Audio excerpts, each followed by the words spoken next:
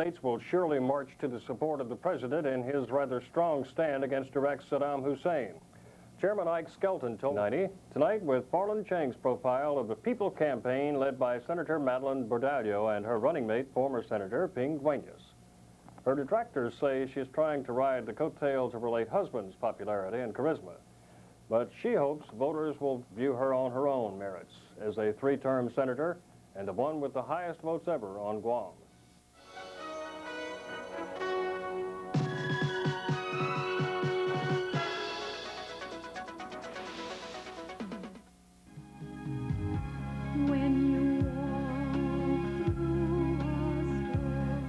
Madeleine Bordallo, the music student from Minnesota who came to Guam 42 years ago to become the woman behind the success of the late Ricky Bordallo, Guam's only two-term governor.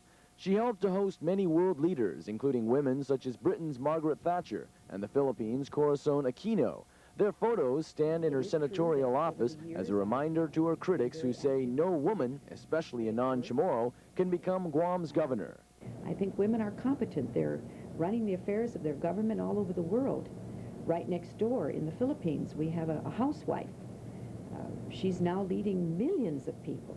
And our next witness we have is... She became senator 9 years ago, proving her own political weight after her husband had lost. Now in her third term, the 57-year-old has earned praise for being fair and thorough from at least one Republican, Tommy Tanaka, who sits on the Health and Welfare panel, which Bordallo chairs. She clears her agenda and ensures that all the bills that are referred to committee are heard. So really no complaints working with her? I don't have any complaints, I really don't. She is also one who relies a lot on her aides, which explains why she feels choosing the right people is one big key to getting things done, and why her press secretary, Kathy Galt, sits in on interviews, and perhaps why her running mate, Ping Dueñas, helped her answer a question on Cable Forum from a caller speaking Chamorro.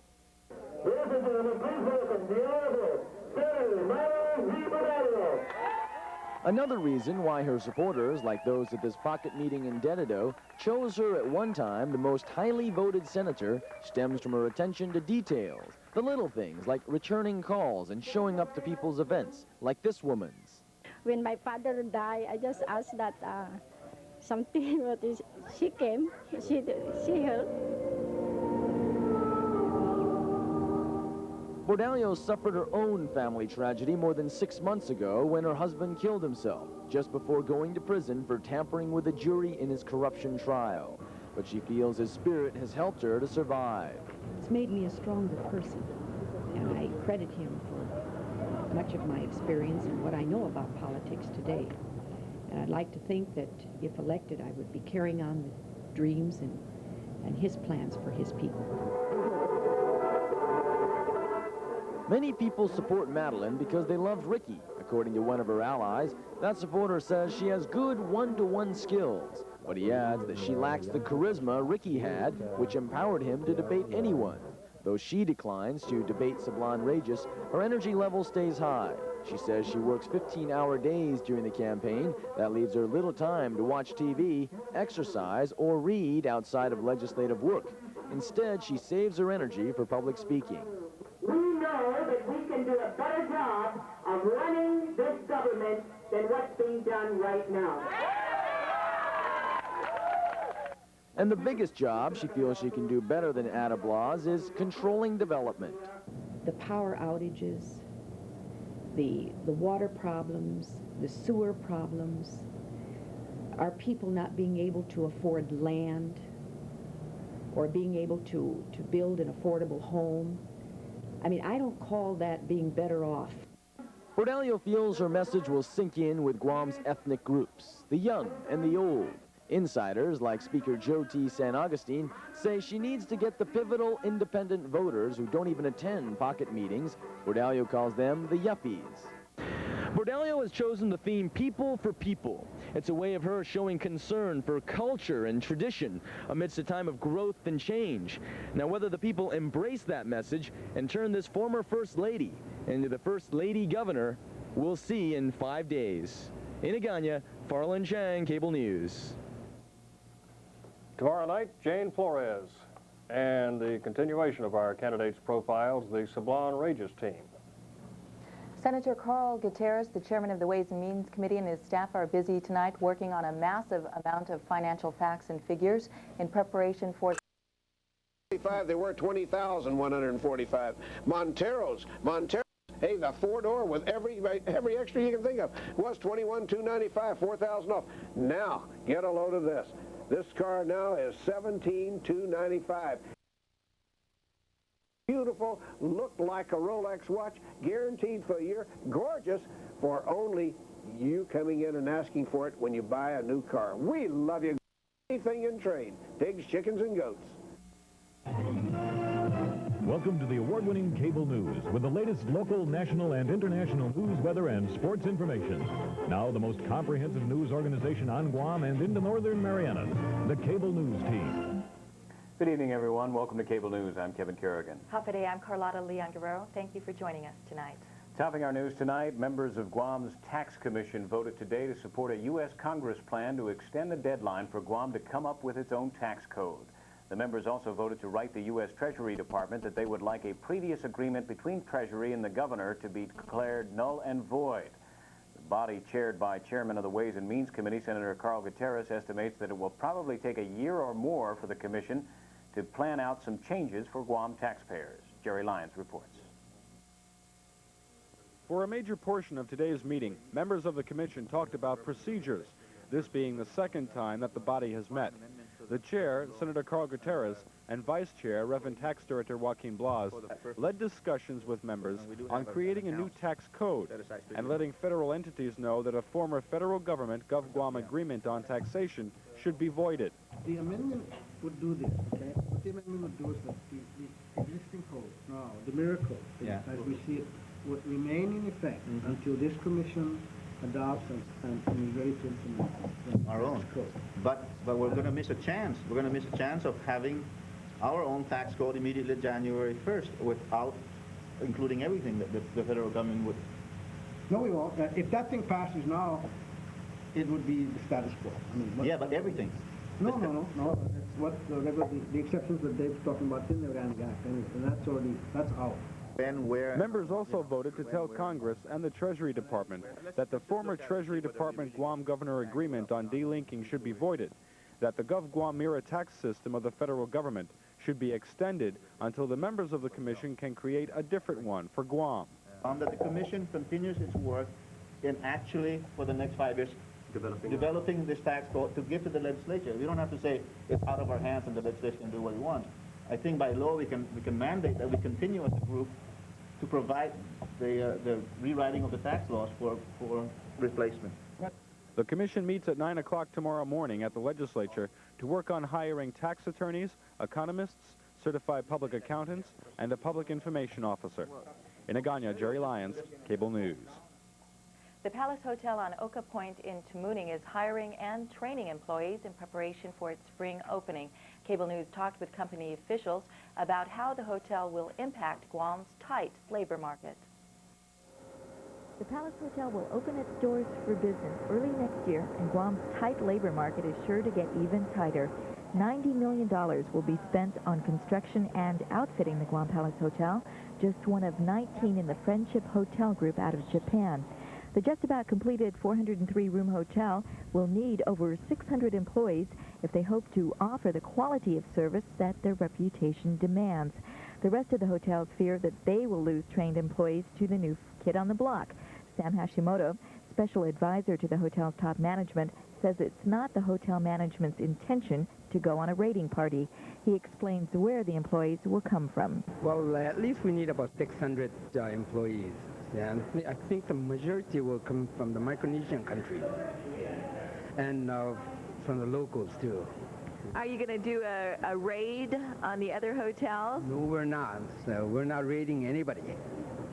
That's the fear the other hotels have. You know that, right? But only that if they apply for it, there's nothing we could do. When we caught up with Hashimoto today, he was in the middle of a training session for top hotel managers. The training sessions take place off-site in the old Sakura restaurant on Camp Watkins Road in Tamuning.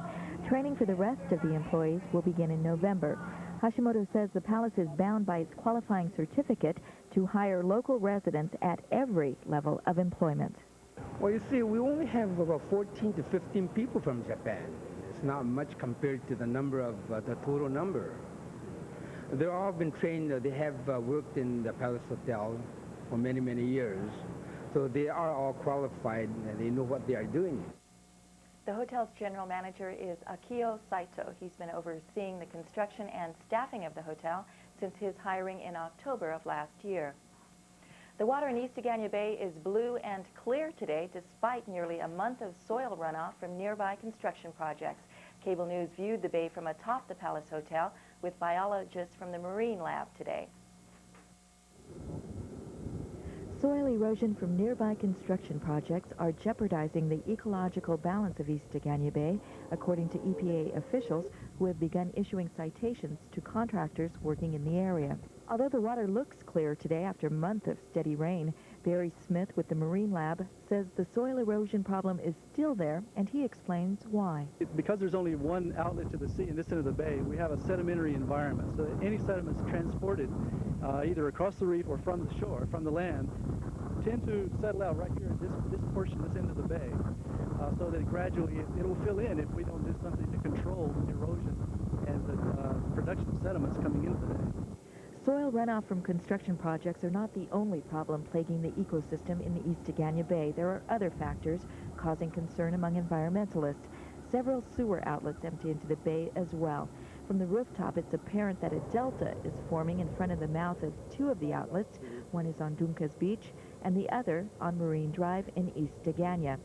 The director of the Marine Lab, Dr. Bob Richmond, says the solutions to East Agana Bay's growing sedimentation problem are relatively simple. Dr. Richmond, could you give us an idea of some of the things that you've learned that could be applied towards the sedimentation problem that we have in Agana Bay? Realistically, looking out on the bay, all you need to do is control the rate at which the water is running off, and ponding basins would be an excellent way to do that, settling out the sediment and allowing the water to percolate down through the soil. Richmond says soil runoff is quite noticeable during periods of heavy rain. He says he was expecting to see more signs of it in East Agana Bay today, but he says the tide did a speedy job of carrying the eroded soil out to sea. Richmond just came back from an international ecological conference in Japan where coastal zone management was a top priority.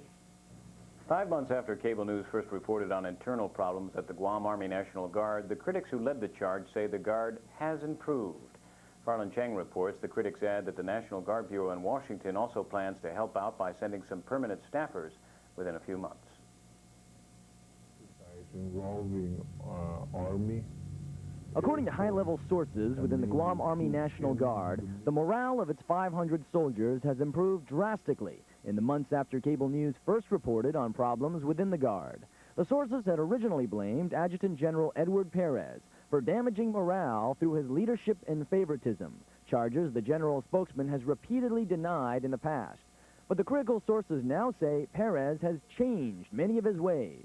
The first problem, now corrected, deals with the Guard's improper handling of classified data. The general complied with a high-level federal team of investigators.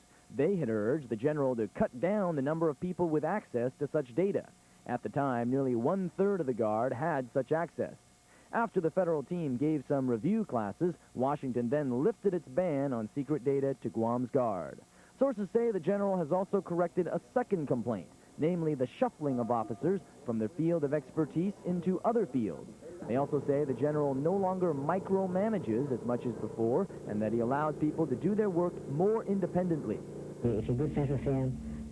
The sources had complained that these symptoms represented a larger problem. They felt Perez practiced favoritism in promoting his friends, punishing his enemies, and bypassing normal standards. But at least in the case of former First Sergeant George Kinata, the sources welcomed the outcome of the conflict. Kinata had complained he got ejected for being overweight, while another overweight man, Warrant Officer Ben Flores, got to stay in the Guard. Since Cable's reports, sources say the other officer has been removed. However, in the case of Civil Defense Director Jose Cherlahi, who occupies a key Guard post, sources say they still feel his holding those two posts violates Army regulations. They say in case of wartime conflict, Cherlahi would be needed in 2 places at one time. Cherlahi has denied any wrongdoing in the past and any political influence for his position. But sources say Terlahi has received some pressure to leave. While the men's morale has improved, the critics within the Guard say they would still like to see someone replace General Perez. They say he holds a personal grudge against some of the dissidents, charges which the general spokesman has denied in the past. But as long as he remains, the critics say they feel good that at least the Washington National Guard Bureau plans to send at least 3 off-island hires to make sure that Guam's Guard remains on the right track. In Harmon, Farland Chang, Cable News. Those sources gave Farland no comment on whether the trend continues of soldiers leaving the Guard, a trend on which Cable News had reported also. Adjutant General Edward Paris did not return calls to Cable News today. And when we come back, former Land Administrator Joseph Cruz and his wife Josephine appeared in Superior Court again today to enter pleas to their latest round of charges in connection with the alleged bribes they received for a 41-to-1 GovGuam Access Incorporated land swap. Stay with us.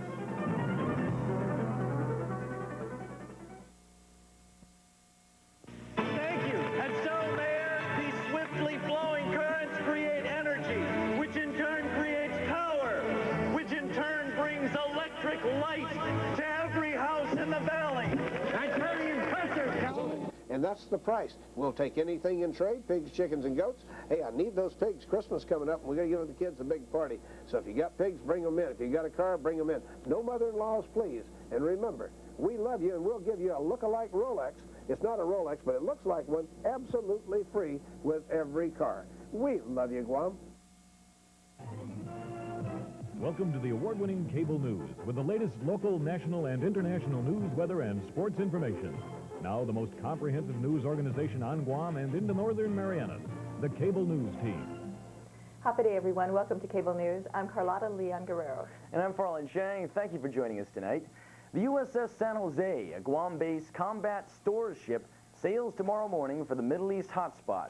The 580-foot vessel has a complement of 425 men and women, plus an extra 25 men from Helicopter Combat Support Squadron 5, who will man the 2 helicopters that will also make the trip on that ship. The San Jose is commanded by Captain Walter D. Bird. The ship's designed to deliver large quantities of frozen, chilled, and dry food products, repair parts, and other supplies needed by naval task forces operating at sea. The USS San Jose has been home ported here for the past 9 years. The U.S. Navy has downscaled its projected figures on how much it would cost to take operations at the Naval Air Station and move them to Andersen Air Force Base. The cost was pegged at $442 million. The estimate now is $298 million. The Navy study also says that GovGuam would have to spend about $25 million of its own money to improve the back road to Andersen, something the military says has to happen before any relocation can occur. The spokesman for Guam, Congressman Ben Blas, Evan Montville Cohen, told Cable News today that the figures released by the Navy were preliminary. Election Commission officials are, at this hour, deciding the ballot placement of candidates for the general election. Executive Director Henry Torres says the drawing process, which takes about an hour to complete, simply involves picking names out of a turning capsule. We hope to have that list of candidates for you before the end of our newscast. Meanwhile, board members met today to officially certify the results of the 1990 primary election and did so without any objections.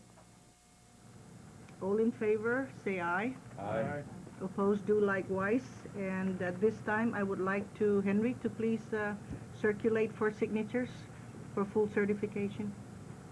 The board also decided to allow both political parties some time to turn in names of registration clerks and precinct officials for the general election. Board member Michael Phillips reports hearing some complaints from the Democratic Party about the lack of officials from that camp during the primary.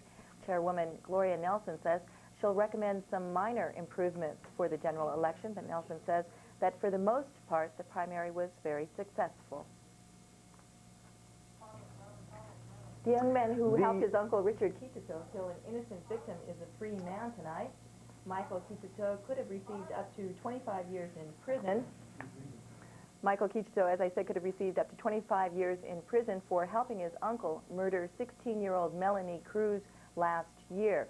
But as the young man came for sentencing today in Judge Alberto Lamorena's courtroom, several, including some victims, pleaded for his freedom. 18-year-old Michael Kikito left the courtroom today feeling relieved. He could have been sentenced to 25 years for pleading guilty to helping his uncle commit murder by stealing and driving some getaway cars. But he ended up with 5 years probation. The court had mercy on him because he helped to convict his uncle Richard for the murder of an innocent girl in Mauricio last year and the attempted aggravated murder of 4 others, all in the process of stalking his ex-girlfriend, Bobby Kikito. Bobby was among the several potential victims who rejoiced after pleading for Michael's freedom. They argued that his uncle threatened to harm Michael and his family if he didn't help out. He doesn't deserve to be in there at all. I know his uncle, and his uncle is just an animal.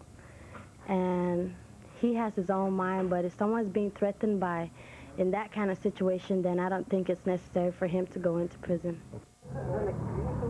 As Michael left the court to be processed, his family and the victims warmly greeted him, including Merv Cruz, the father of the innocent murder victim, 16-year-old Milani Cruz. Merv Cruz felt Michael had no choice in what he did, and he felt 16 months in prison already was enough. More than satisfied.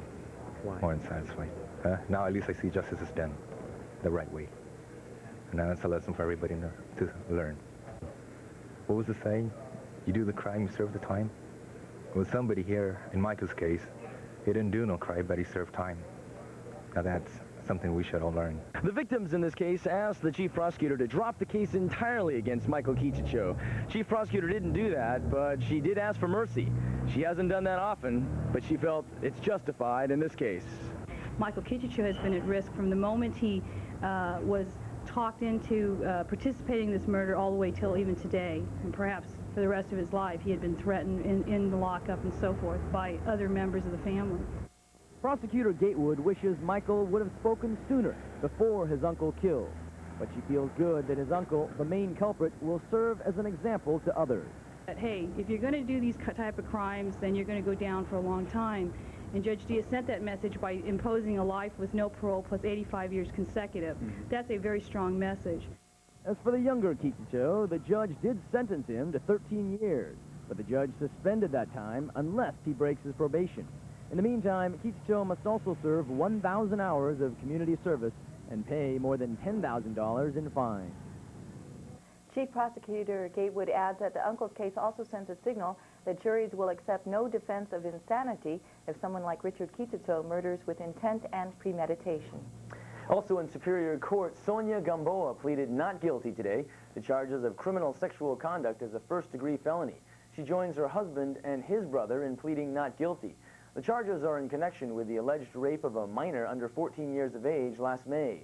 Dennis Gamboa is being held on $100,000 bail. The 27-year-old carpenter with a PC Carlos construction firm had been working as an H-2 temporary worker from the Philippines. And the territorial grand jury indicted today William Nauta for theft by receiving. The charge stems from the theft of a police radio from a detective. Nauta remains in custody on $100,000 bond. 5,800,000 people are buried along Guam's coastlines, according to figures released by the Department of Parks and Rec. Since Guam's coastlines are favored for development by investors, the battle over burial sites is expected to continue. Today, Vince Diaz, spokesman for the Coalition of Local Rights Groups. $5,000 off. Hey, a Swift 4-door with automatic radio. I gotta hit my retros and get back to Tamooning. Hi, folks, old Super Chick.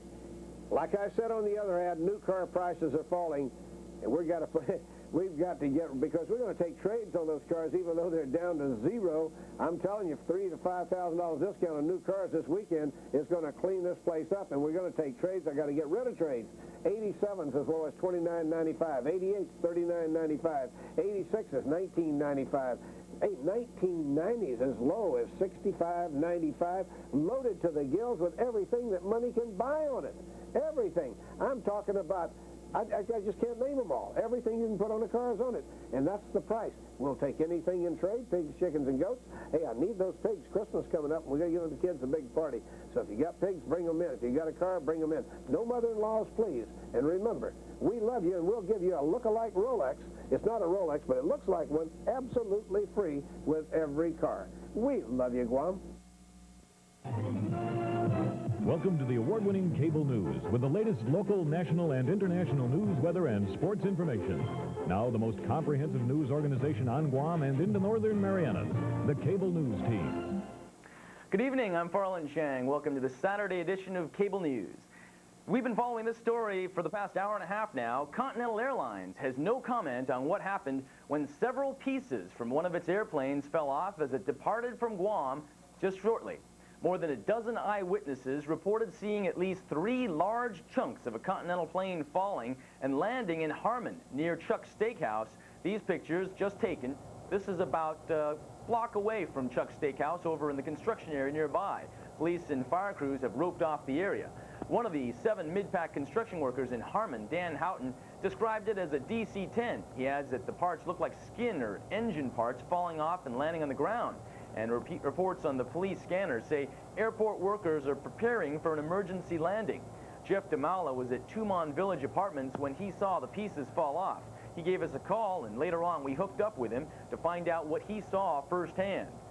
He eventually told us that he felt this was some type of a plane falling. He felt it was something very large, but he was from a pretty far distance. When I was coming out of my apartment to go skate, it was about to rain, so I looked outside, and then this plane just like flew overhead and like buzzed, like really, really, really low. And then when the plane passed by, I saw these like 3 big pieces of metal, like really big pieces of metal. They started falling out, so I just ran to see where it fell. Went through here. I thought it landed there at first, but then I saw it over here. It's like big piece of metal, at least 4 feet. It's pretty big.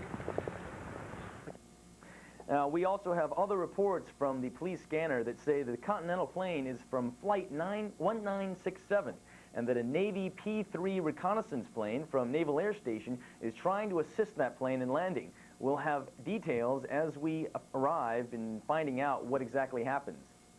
Guam police are still looking for the suspects who stabbed 2 men around 2 this morning. It happened across from the Kentucky Fried Chicken on Marine Drive. Police spokesman Ray Fernandez says several men and teenagers got into a fight, the cause of which remains unknown, but it may be gang-related. The 2 victims were brought to GMH for treatment. Jerome Martinez received a cut to his lower lip and punctures to his chest and stomach, and Isidro Pangilinan received puncture wounds to his stomach. Criminal investigators continue to search into this matter, and arrests are pending. A 14-year-old boy from Agate died just before 1 this morning from a 3-car collision. Doctors at GMH pronounced Joseph James Tobas dead at around 12:42. Meanwhile, 7 others sustained minor injuries. The crash involved civilians and U.S. Air Force personnel. Police spokesman Phil Dennis says the death stems from a 3-car collision just before midnight.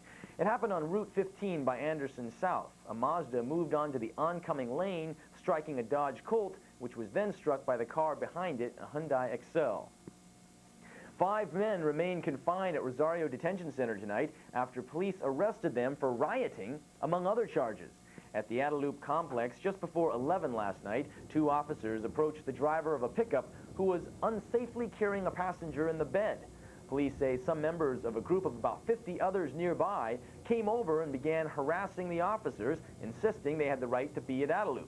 Police told them to leave since they showed no permit. Later, the men reportedly challenged the officers to fight and threw beer cans. The officers called for help. As more backup crews arrived, some of the crowd dispersed. But police did arrest the main instigators. They include 26-year-old Albert Castro Tenorio of Jonia for resisting arrest and disorderly conduct, 31-year-old Angel Anthony Leon Guerrero Santos from the U.S. Air Force of Anderson South for disorderly conduct, 21-year-old Jerry Manglonias Alvarez for the same charges, 19-year-old Vincent John Flores Santos of Talafofo for resisting arrest, public intoxication, and disorderly conduct, and 18-year-old Robert Paul Manglonia of Mangilao. Police in Pittsburgh say a rooftop sniper shot himself and fell to his death today. The unidentified man reportedly held police at bay for 5.5 hours. During the holdout, police say he fired 20 random shots from a rifle, but no one was injured. Police say an hour after the gunman surrendered his rifle, he shot himself in the head with a pistol and fell from the roof of the 16-story apartment building where he lived. Guam police report that someone tried to embezzle $3,000 yesterday. Police records show the embezzlement took place at the Noble House in Anigua. William Sablan reported that a man had embezzled a large amount of money. Police say the case is being handled by security at the Guam Airport Authority, but neither GAA's duty manager nor security officials could provide any details. The former mayor of the Northern Islands will do jail time. Vicente Aldan was sentenced in Saipan Superior Court. Aldan pled guilty of embezzling food stamps from the federal government for his mayoral staff and friends while in office.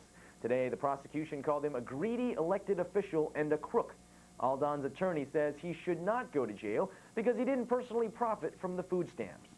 And in Saipan, the Department of Public Safety is still not meeting with reporters on a daily basis.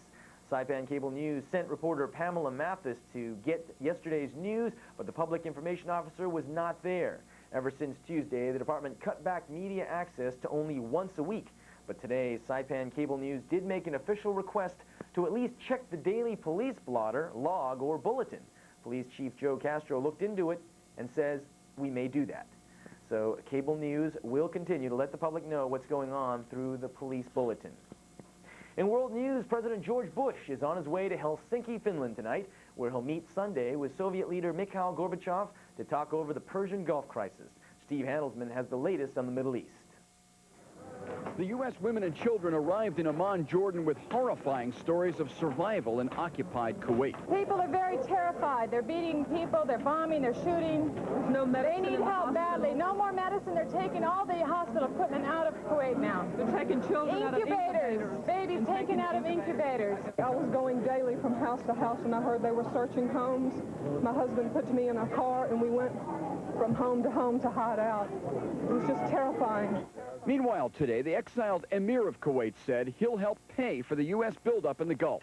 Yesterday, Saudi Arabia promised billions. That's good news to congressional budget negotiators who bust off for a weekend marathon at Andrews Air Force Base outside Washington. Bob Dole took his baseball bat, and there are sharp differences between Democrats and Republicans over taxes and spending cuts. But President Bush stopped by to urge a compromise by Monday, and there's optimism. And now with the military challenge we have in the Middle East, I think it's even more important that we reach a sound budget agreement. Bush still wants to cut the red ink by $50 billion next year. Nothing has transpired anywhere that makes me less interested in getting a budget agreement that gets this deficit under control once and for all. The president leaves today to discuss economics and the Persian Gulf with Mikhail Gorbachev, amid fears the economic boycott of Baghdad may be crumbling. As food and medicine become scarcer in Iraq, India, China, and other nations say they'd like to send supplies, at least to their citizens here. A big fear now is that Iran, which shares a long border with Iraq, may soon begin to break the boycott under the guise of humanitarian aid by shipping food and supplies which Iraq buys elsewhere. Coming up next, the Republican Party is gearing up for the general election. That story plus sports and weather, all next on Cable News.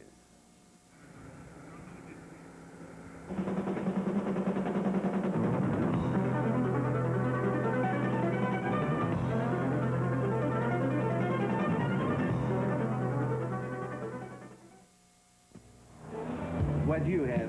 Give me 2 pizza puffs, chili dog. Excuse me. Gus. 1 minute. Sorry.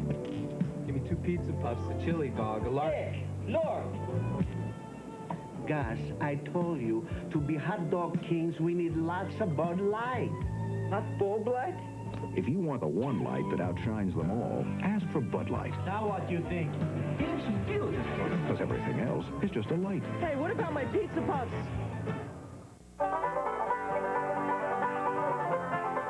Bringing you the best American-made quality carpets and custom-made blinds. Miles of deep plush pile. Free estimates and speedy installation from Guam's largest carpet dealer behind ITC Building in Tamuning. The Carpet Store. Thank you for coming to see us.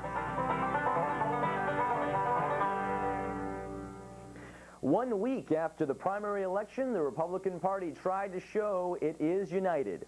At its party convention today, the sign suggests key leaders in the party have indeed come together, with the next goal that of bringing more folks into their camp.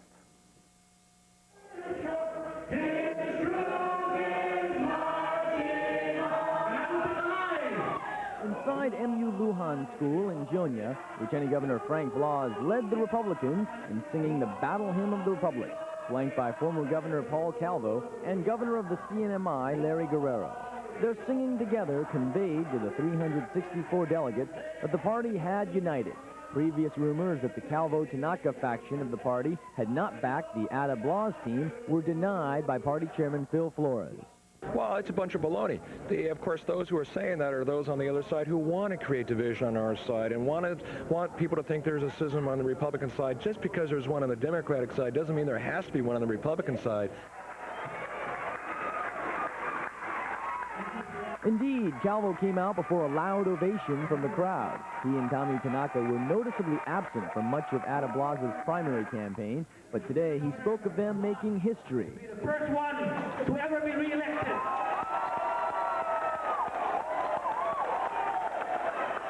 Calvo also talked about the need for Republicans to court the Sublime Regis team and their 7,000-plus voters in the primary, the Democrats who lost to the Bordallo Duenas ticket. And Chairman Flores says they have already made progress. We've been in constant contact with the Sublime Regis people, and I can say, like today, we had the leader of Jonia for Sublime Regis come out and endorse Governor Adden, Lieutenant Governor Blas. And we have a lot of friends on the Sublime side, and we share a lot of similarities. Flores adds that Republicans have offered a variety of gubernatorial candidates over the years, while Democrats have offered only one family. And to woo the disaffected Democrats, one Republican was already adopting the Sublime Regis slogan. Ada Blas is together for Guam. CNMI's Governor Guerrero confirmed to Cable News that he plans to help as well by encouraging the estimated 3,000 people from the Northern Islands who live on Guam to vote if they qualify as residents. Republicans also hope to bring out all the independents. That's about 15% of the registered voters. All those numbers will make a difference since the Republicans have about 40%, while Democrats have about 45%. That I enjoy representing you. The crowd also cheered for Congressman Ben Blas. His backers called for his fourth term to increase his seniority even more.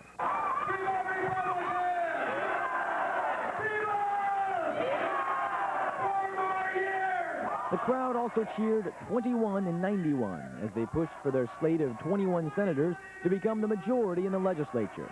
2 of the 3 senators who lost in the primary came out as well. Backers today hope their enthusiasm will spread enough to capture more votes on November 6th. At that convention, delegates approved their platform under the theme Tradition, Progress, and Culture. Republicans say theirs is the party of hope and success, while the Democrats, the party of despair and criticism. The platform calls for leaders to follow a policy of prosperity and to view Guam as a center not just for tourists, but also light industry, manufacturing, transshipping, communications, and politics. As for how it differs from the Democrats, the platform distinguishes itself on 2 issues. On development, the platform states it encourages foreign investment where it produces beneficial impact on the local population and where it induces new firms and technologies to relocate here. It says the Democrats have called for ending economic progress by declaring themselves anti-development. In the past, though, Madeline Bordallo has said she favors controlled development. And on Commonwealth status, the platform makes a veiled attack on Bordallo by saying that talks with the U.S. must be led by a Chamorro if Guam is to throw off its bonds of political domination and feel at ease and totally accepted and equal. The rest of the platform says the party wants to improve on education, land use, environment, ecology, infrastructure, and employment, goals Democrats have also urged. And another group that Republicans were wooing today were teachers and school administrators. Hundreds of educators from both the public and private schools gathered at Government House today for a merienda. Governor Joseph Ada spoke briefly to the teachers, mentioning the recent 54-40 pay raise and praising Republican senatorial candidate Conrad Stinson. He says he's confident that he'll get lots of support from teachers in the upcoming general election. Help is on the way for the University of Guam and students left homeless after a dormitory fire. Governor Ada today issued an executive order calling for the appropriation of $250,000. The money will be used to house displaced co-eds and start the reconstruction of the burned-out dormitory. The governor also plans to introduce a measure to the legislature which would make available $2 million for the renovation of Yaham Hall. A portion of that dormitory burned on September 1st after a fire was intentionally set. but that's up to the legislature to act on now. The possibility of moving the Naval Air Station to Andersen Air Force Base has not stopped the Navy from building a new facility on NAS. Today, a multi-purpose youth center officially opened its door to the military community. The $1.2 million center is named after the son of former NAS Commander Admiral L.A. Williams. It features a variety of indoor and outdoor facilities like a roller skating rink, multi-purpose court, outdoor pavilions, and a skateboarding ramp. ComNavMar Commander Admiral James Perkins says the issue of coming back to Guam is no issue. Planned and paid for long before the subject of transferring the Naval Air Station out to Andersen occurred. We're committed to looking after our people out here at the Naval Air Station, and we'll continue to look out for them until that decision is made. And if we transfer out to Andersen, a facility like this is going to have to be built out there so that their quality of life will be maintained. Children of active duty or retired military personnel and civilian employees of the Department of Defense need only pay a yearly membership fee of $10 or $1 per visit to use the new center. Authorities at Edwards Air Force Base in California say a Titan IV rocket booster segment accidentally ignited today. The fire sent a mushroom cloud over the Mojave Desert. 2 people were injured, 1 remains missing. A spokesman for the Air Force Astronautics Lab says the booster ignited when it was dropped while being moved. Catholic Social Services is celebrating its 11th year of existence on Guam. The nonprofit agency is considered the operations end of the Catholic Church. It provides assistance to needy families. Catholic Social Services also provides a variety of services, such as supplying meals to the hospital and elderly people. Catholic Social Services workers celebrated the agency's anniversary today by attending a 2 o'clock Mass at St. Anthony's Church in Tamuning. A Marienda followed at St. Anthony's. Well, we're not in the clear just yet. Weather's up next.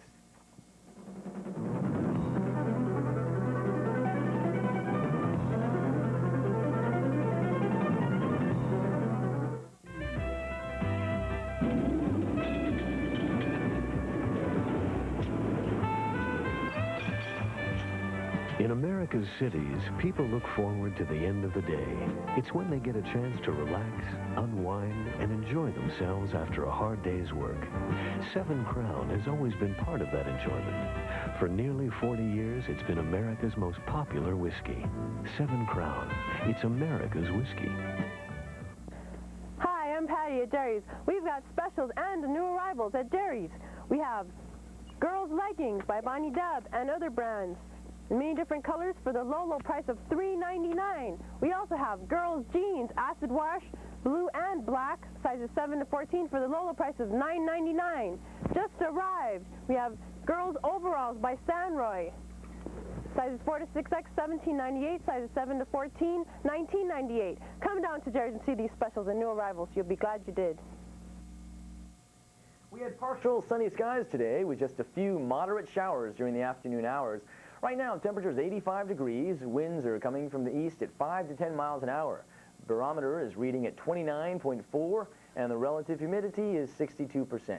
Checking on the temperatures around the region today, Saipan topped out at 86 under sunny skies. It was cloudy and 86 in Palau, 82 with showers in Yap, Pohnpei 85 and cloudy, and Chuuk sunny and 84. Further out, Hong Kong checked in at 85, 90 and sunny in Honolulu. Manila 81 and cloudy. Seoul had 78, Taipei rain and 76, Tokyo 74 and clear. We had 0.44 inches of rain fall since yesterday. That raises our September total to 9.51 inches. You can expect a high tide of 2.4 feet at 9:28 tonight, followed by a low tide at sea level at 4:09 early Sunday morning. Seas are slight to moderate, 2 to 4 feet, surf 3 to 5. For tonight, expect partly cloudy skies with widely scattered moderate showers. And tomorrow, expect mostly cloudy skies and widely scattered showers. That's weather. Marty's up next with sports.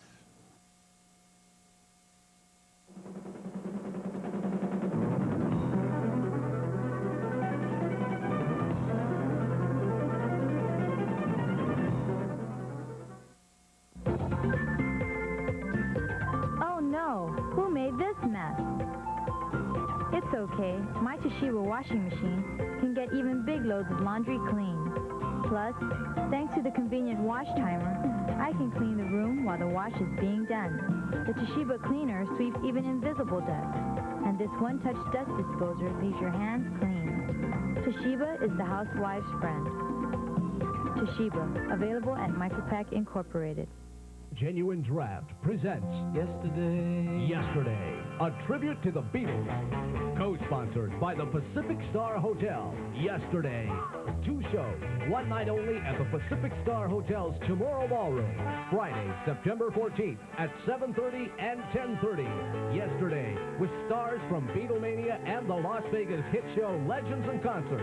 Entertainment for all ages. Yesterday captures the Beatles with authentic instruments, costumes, visual impact, and of course the incredible sound of the Beatles. Miller Genuine Draft presents Yesterday, a tribute to the Beatles. 2 shows, one night only at the Pacific Star Hotel's Chamorro Ballroom. Friday, September 14th at 7:30 and 10:30. Tickets $19.50, include 1 drink, available at Payless Markets and 7-Eleven stores. Yesterday, a tribute to the Beatles, co-sponsored by the Pacific Star Hotel and brought to Guam by Miller Genuine Draft. Hello, everyone. The George Washington Geckos got back on the winning track, handing the Southern Rebels a loss in their IFL opener this morning. The Geckos had their 27-game winning streak snapped last week, but started a new one today. The Geckos scored early on a 1-yard run by Gene Scott and then let their defense get into the act with a safety in the second quarter, making the score 9-0 Geckos.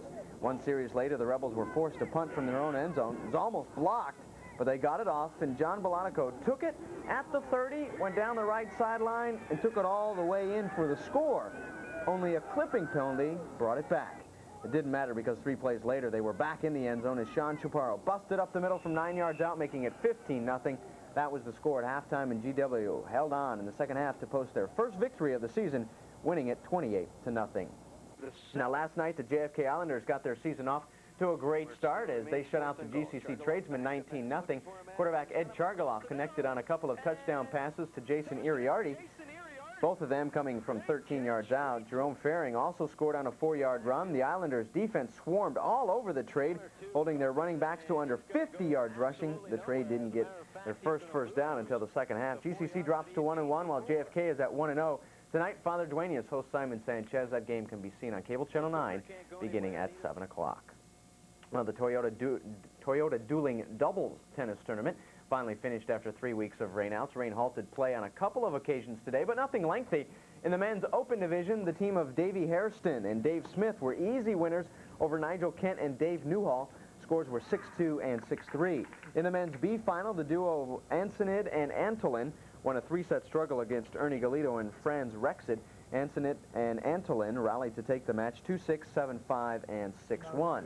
In the women's open, Linda Johnson and Sarah Donahue beat Wendy Hune and Anita Faria 4-6, 6-2, 6-2 to win the title. And in men's C division, the team of Salasina and Nocon beat Prieto and Sarmiento 6-1, 6-2. The mixed doubles final was delayed by rain. Up a couple of levels, the women's finals are set at the U.S. Open. Top seed Steffi Graf took less than an hour to dispose of Arantxa Sanchez Vicario in straight sets.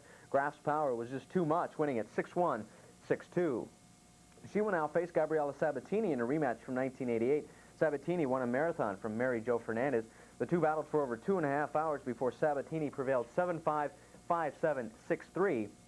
Now, the last time Graf and Sabatini met at the U.S. Open Finals was 1988, and that's when Graf captured the Grand Slam by winning the title. Well, more big fish have been hauled in at the second day of the Z-Best Light Fishing Derby.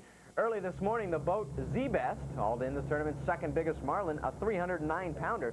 They caught it after fishing for only about 30 minutes. It took them about an hour and a half to reel it in. It was quite a struggle. Yeah, we got hooked up about 7 o'clock in the morning. Took about an hour and 25 minutes to bring it in. Yeah, I'd say it was a good fight. It took a long time. Getting ready to give up. We almost lost it at first. I mean, we walked out and the spool was going off and we didn't even hear it. The tournament started yesterday and the top marlin remains 380 pounds. Fishermen are also fishing for the top yellowfin tuna and skipjack. This afternoon, the boat Big Jig brought in the biggest yellowfin, weighing in at 103 pounds. Fishermen Robert and Vince Camacho, Ben Borja, and Steve Phillips say they hooked it about noon, 8 miles north of Retidian Point. It took them about 40 minutes to get it into the boat. Now, the 103-pound tuna is 45 pounds bigger than the second-place tuna. The tournament continues tomorrow, the third and final day. On to baseball, where the Boston Red Sox received some bad news. Pitching ace Roger Clemens will miss the next 2 weeks because of tendinitis in his pitching shoulder. Clemens recently just won his 20th game, but complained of pain in his shoulder in his last outing. He says he will let the pennant race with the Sox and Blue Jays dictate when he will return. On the field, the Red Sox didn't need Roger today, but they did need extra innings against Seattle. Carlos Quintana was the hero as he singled to left, and Tony Pena just beats the throw home, giving the Sox a 5-4 win and keeping their lead against Toronto at 5.5 games. The Blue Jays hosted Chicago, who also needed a win, but red-hot Fred McGriff drove in Kelly Gruber for the go-ahead run, and Toronto went on to win it by the final of 3-1, and that was worth some extra celebrating in the Blue Jay dugout. Now, the loss hurt Chicago as they dropped 7.5 in back of Oakland because the A's used homers by Jose Canseco and Mark McGuire to down the Yankees by the score of 7-1. Elsewhere now in the American League, Baltimore down California 6-2. Minnesota shut out the Indians 2-0. Texas blasted Kansas City 9-4, and Milwaukee edged Detroit 6-5. Over in the National League, the best pennant battle remains between Pittsburgh and New York. The Pirates had their 5-game winning streak snapped by Montreal as Sid Breen threw it away, allowing a couple of Expos to score. That snapped at 1-1 tie, and the Spurs went on to win it 4-1. The Mets, though, squandered the chance, losing to Philadelphia. Dale Murphy had a pair of run-scoring singles, both of them driving in Lenny Dykstra. Philly won it 4-1, keeping the Mets 3.5 in back of Pittsburgh. Elsewhere, the Dodgers pulled to within 5.5 of Cincinnati with a 3-1 win. Houston edged San Fran 2-1. St. Louis edged Chicago 4-3, and Atlanta down San Diego 4-1. And in a few other sports notes, the Denver Nuggets have hired Paul Westhead as their new head coach, taking over for Doug Moe. Westhead was the coach of Loyola Marymount the past 5 years. And a couple of rock singers say they have done the first in-prison interview of Pete Rose. Two singers saying they were working for the National Enquirer posed as singers in a band that played at the Marion, Illinois prison. They say they got pictures of Rose and asked him various questions. Now, prison officials deny the interview part of the story, saying Rose has refused all interviewers. The National Enquirer says the story will be on the newsstand shortly. Inquiring minds just need to know, even in prison. That's it in sports. Farland will be back with more in just a moment. Reaching beyond the island, reaching beyond your home, reaching the world around you, reach for your telephone, keeping in touch with the world today, keeping in touch with RCA today, keeping in touch with tomorrow, we'll keep you in touch with the world. Keeping in touch with the world today. Keeping in touch with RCA today.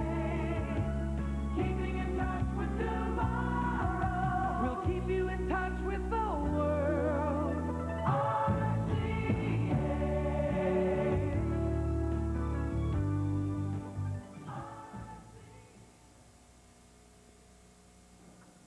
And to recap our top story, Continental Airlines still has no comment on what happened when several pieces from its Flight 1967 fell off in parts of Upper Tumon and Harmon. And we are understanding that at this point, a Navy P-3 reconnaissance plane from the Naval Air Station is trying to assist that plane in landing. Apparently, some parts of metal near the engine have fallen off. We have not confirmed that from Continental themselves, but rather from a number of eyewitnesses who have contacted us, and also from our actually going out and seeing the place. And before we leave you tonight, we'd like to leave you with a few quick notes. First of all, to Marty Bamunde, we have a big birthday. Congratulations. Thank you. Too bad he didn't get a chance to celebrate it too well yesterday when he went on that Z-Best boat and had a little bout with seasickness. Got sick, but hey, everybody... happens to everybody. That's right. He handled it very well. He thought he was dead yesterday. And finally, a very important note. We'd like to extend our congratulations to our colleague, reporter Ginger Crunden and Stephen Cruz. They have tied the knot. We wish them the best of luck for a great life. Congratulations. That's all our time. Thanks so much for joining us. Have a good one. Good night.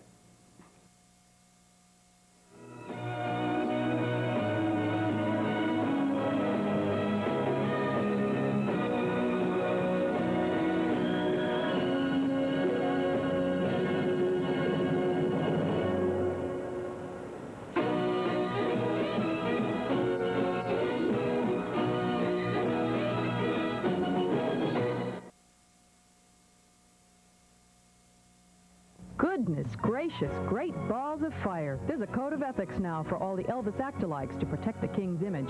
Now in this week's TV Guam. Watch for Alex Baldwin. You may not recognize the name, but you've seen him before and you'll see him again. He's on his way to the top. Plus plots, puzzles, some thoughts on how that $1,000 could have been packaged to give it more of a grand appeal.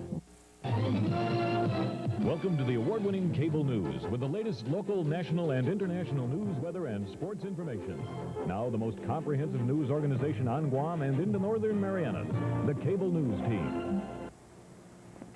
Good evening. Welcome to the Monday edition of Cable News. I'm Ken Booth. Half a day, I'm Jerry Lyons, and thank you very much for joining us tonight.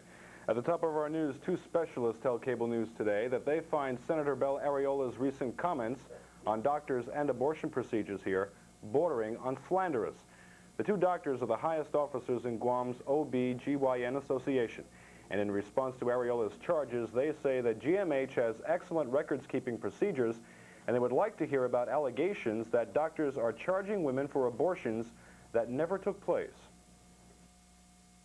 I am speaking on behalf Dr. Edmund Griley is the president of the Guam OB-GYN Association, saying that Guam's abortion operation reporting system is virtually foolproof. I can assure you that it is practically impossible for anybody to perform a fake abortion in the hospital. The mechanisms that we have set in the hospital would not allow for such a thing. Patients, women do not go to the hospital asking for abortions. Women go to private physicians requesting termination of pregnancy for various reasons, and most of these terminations are done at their own facilities, and very few are done currently at the hospital. Dr. William Freeman, Vice President of the Guam OB-GYN Association, also commenting on GMH's reporting system. For 7 years, of the abortions done in the hospital, there were no complications, no cases of infection, no mortalities, there was nothing. And I think that is an excellent safety record. It speaks well for our staff, and I think that the medical records department who searched out all these figures did a wonderful job. There is nothing wrong with the hospital's record-keeping system. That's the... Both doctors spoke to us today as doctors, specialists, and officers of their association, and not as spokesmen of the hospital. They say that legal abortions on Guam are being performed safely, and if they find out something to the contrary... I would encourage the patient to state their claims with the legal authorities. We have ethics committees, and we would see to it that justice would be done. But at the hospital, it would be practically impossible for anybody to perform such an act. I think that these accusations are dangerous, they are misleading, and they really are doing a disservice to the doctors of this community, especially to the doctors who work at Guam Memorial Hospital. There was a 4-day span when abortions were illegal. During that 4 days, 3 patients showed up in the GMH emergency room who had obvious infected abortions, self-done out in the community. Now, the patient wouldn't admit it. It's a misdemeanor for her to have done this in the first place, so they aren't going to admit that. But it was obvious to the doctor that someone had had a hold of that uterus and done the abortion. And this is why we need to insist that abortions remain legal and upfront, so that patients are free to speak if they've had an abortion, and they will tell us. We can get started with treatment much quicker. It was last Tuesday that Ariola told reporters at the Guam Press Club that constituents had told her on the non-reporting of abortions and the allegations that doctors were charging for abortions but not performing them. More mechanical problems at Continental Air Micronesia. Passengers bound for Manila finally took off today after Continental canceled that flight last night. Continental's operations manager, Guy Schrader, confirmed today that just after takeoff, a gear door was still down based on an indicator light in the cabin. As a precaution, Continental recalled the plane and put up the passengers in hotels. As Marlon Chang reports tonight, this is Continental's 3rd problem reported over the weekend alone, among several others this past year. 2 days ago, several large chunks of a Continental DC-10 fell to the ground shortly after takeoff. The number 2 engine's left-hand fan cowl, sort of a protective covering, landed in Upper Tumon in a lot next to Chuck's Steakhouse. Continental says the pieces injured no one. The plane never had any problems, and the passengers bound for Saipan and Tokyo never knew a problem even arose. But the next day, another Continental plane had to return minutes after takeoff because its landing gear failed to retract into the plane. This weekend's series of mishaps appears to be far from isolated. Looking back at the record over the past year, Cable News has found at least 3 other cases in which mechanical problems arose or parts fell, including one flight bound for Saipan losing its door. While the door did not fall off entirely on that flight a few months ago, crews did replace it before flying off.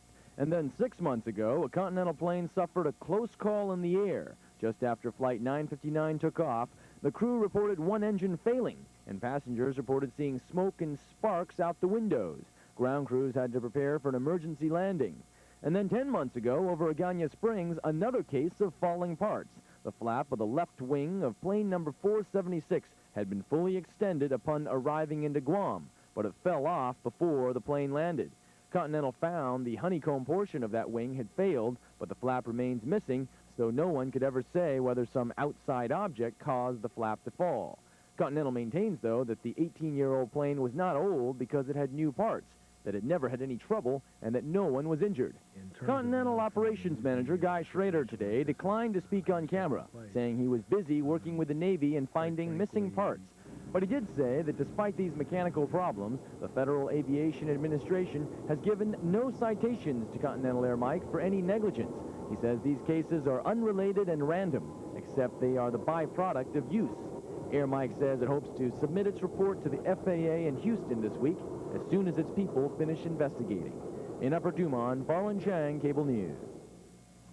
By contrast, Northwest Airlines' Les Gilbert reports his planes have had no parts departing the planes for at least the 3 years he's been here on Guam. He says falling parts is a rare occurrence. President George Bush is homeward bound tonight after his 7-hour summit with Soviet President Mikhail Gorbachev. Leaders discussed Iraq's takeover of Kuwait at length, and correspondent Candy Crowley reports on their joint condemnation of Saddam Hussein's actions. How are you, sir? Glad to see you again. The place. Hi, I'm Patty at Derry's with some new arrivals by Barradingle Beach in sizes 4 to 7 and 8 to 14. The prices are between $9.98 and $12.98. Come down to Derry's and save on these items and many other new arrivals throughout the store. You'll be glad you did.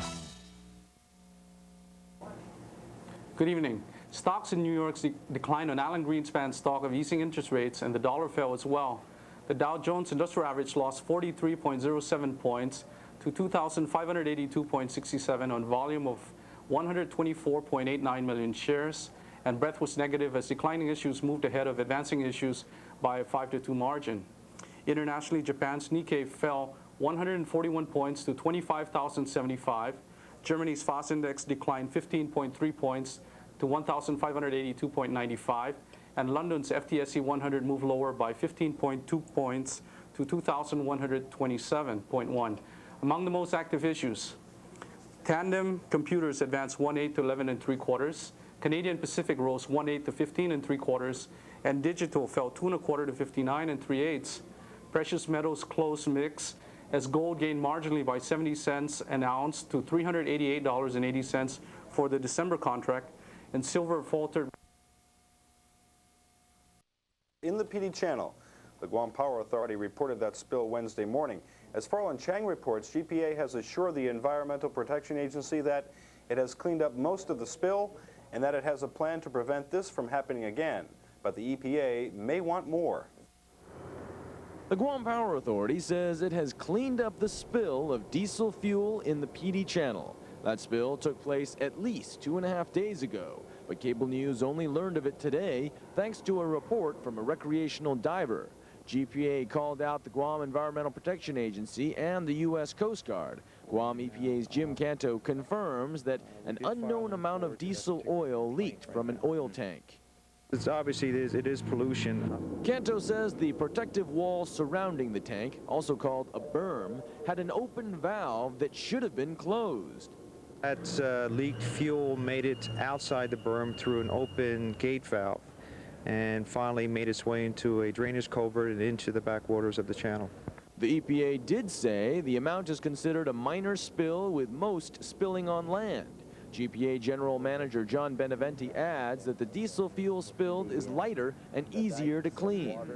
If it was a different type of fuel, which was the heavy oil that we burn in the steam plants, then you would have seen a much bigger impact. But it's fortunate it was the diesel fuel and it's under control, and we hope it won't happen again. As for why the valve remained open, GPA's chief blames it on the rain, in part. He thinks someone opened the valve to drain out all the water from the heavy rains we've had. Somehow in the whole process, possibly through shift changes, the valve wasn't closed right back up, and we're in the process of investigating how that happened.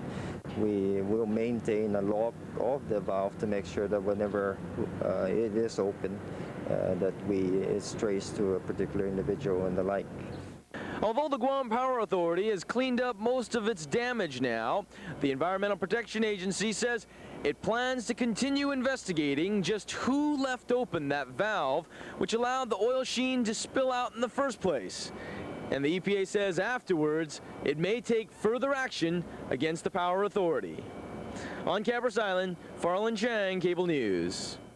And the Guam EPA's maximum fine for a minor oil spill is $1,000. Well, Guam Power Authority also caused that oil. Sports information. Now the most comprehensive news organization on Guam and in the Northern Marianas, the Cable News Team. Hello, everyone. Welcome to Cable News. I'm Ken Booth. Happy day. I'm Carlotta Leon Guerrero. Thank you for joining us tonight. Surveyor Tommy T. Anderson made his first court appearance this afternoon. He went before Judge Ramon Diaz for a magistrate's hearing. Happy day. I'm Carlotta Leon Guerrero. Thanks for joining us tonight. An employee of attorney Francis Gill has filed a harassment charge against Cable News reporter Kevin Kerrigan.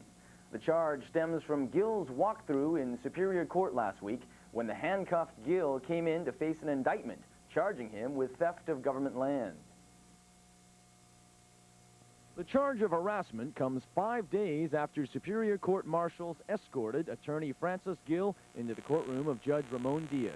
Gill was handcuffed, about to face charges of being involved in a conspiracy to steal government land. He was also surrounded by several of his friends and family trying to block Cable News reporter Kevin Kerrigan and cameraman John Damian from taking pictures of Gill. One of Gill's friends, Leslie Kinata from Umatic, seen here smiling and with his hands up, filed charges of harassment with Guam police around 10 this morning against reporter Kerrigan. Mr. Kinata is an employee of Mr. Gill. All right, he is alleging that one of cable TV's reporters had shoved him during that time. Kinata is a runner in Gill's law firm. Cable News also learned that Kinata serves as a stockholder in one of Gill's firms, Seifrid Limited, a firm in which Kinata is listed as a secretary. Guam police have no reason for why Kinata is complaining now rather than before when an officer arrived after the exchange. But police are now following standard procedure when responding to any complaint. We also have to look at the other side of the story. The accused party. The accused party will be brought in. He will be questioned. Fernandez says authorities may also use this videotape as evidence. After Guam police finish gathering the facts, it plans to refer the case to the Attorney General's office. Spokesman Fernandez says since conflicting reports exist and since so much time has elapsed, the AG's office can better determine if the charges have any merit. If it's found to be false, he could be arrested. But if it isn't, then it goes through as a complaint, just like every regular complaint. Kinata declined to speak to Cable News today. Kerrigan says the tapes speak for themselves. Now, among the others with Kinata were Joe Perez, Rick Baza, and Chris Gill, also known as Chris Barker, all of whom are either related to or employed in some fashion by Francis Gill. As for the actual case against Francis Gill, Judge Ramon Diaz has instructed the attorneys not to discuss the sealed indictments or the closed courtroom proceedings. But Cable TV today has obtained a court hearing for tomorrow, which demands a hearing on the merits of such a request for closing. Last week, Cable TV's general manager, Harrison Flora, had filed an emergency motion to oppose the closing of the courtroom. Today, Cable TV's attorney, Mark Holmes, submitted to Superior Court further documents. The supplemental memo in opposition to the closure says, in the absence of a hearing, neither the public nor Cable News can know the reasons for the government's request that the proceedings be closed and the record sealed. It adds that if the government's interest was to prevent the names of persons against whom a sealed criminal indictment has been filed from being made public, such does not per se justify an automatic closure. It concludes that in simplest terms, there should be no automatic, unheard deprivations of the public's right to attend criminal trials and proceedings, and therefore any closure of proceedings or sealing of records should be preceded by a hearing that is open to the public. A portion of the indictments dealing with Surveyor Tommy Anderson remains sealed tonight. The hearing before Judge Janet Weeks is slated for 3 p.m. tomorrow. Surveyor Tommy Anderson will be arraigned in Superior Court tomorrow morning at 9 a.m., and his bail hearing will be held tomorrow afternoon at 3. The bail hearing originally requested for today could not be scheduled. Anderson remains in the Rosario Detention Facility on $1 million cash bond. Anderson was arrested on Saipan last Friday after he and attorney Francis Gill were indicted last Wednesday on charges of conspiring to steal government land. Anderson's attorney David Lujan is seeking to have the bail either reduced or converted to a property bond. Former Senate candidate Alan S. Perez was found guilty this afternoon on a misdemeanor charge of distributing literature for political purposes within a government office. 2 years ago, just before the '88 elections, at the office of the Guam EPA, Perez allegedly passed out a card with his picture on one side and a calendar on the other. The card said, "Vote." During closing arguments this afternoon, Perez's attorney, Jim Brooks, argued that this is a case of selective enforcement. Brooks recalled the testimony of some of his witnesses in the 2-day misdemeanor trial. Former Civil Service Director Norma Affligui, he said, testified that she was aware of 10 candidates other than Perez who either sent literature to or sent their campaign workers to the civil service offices during the '88 campaign. Brooks said those involved are big-name Guam politicians, including Governor Atta, Lieutenant Governor Blas, Senator Madeline Bordallo, and Senators Espaldon, Durking, Bamba, and Quirigua. Brooks said they are all named in complaints that were forwarded to the AG's office. He argued that all of them were winners, none of them were prosecuted. The government won't prosecute big names, he argued, and he's saying that you're being asked to fry a little fish when none of the big fish ever get touched. Prosecutor Brent Stewart countered that the evidence was not as clear in the other cases cited by Brooks, and that in this case, witnesses actually saw the candidate passing out cards with his name on them in a GovGuam office.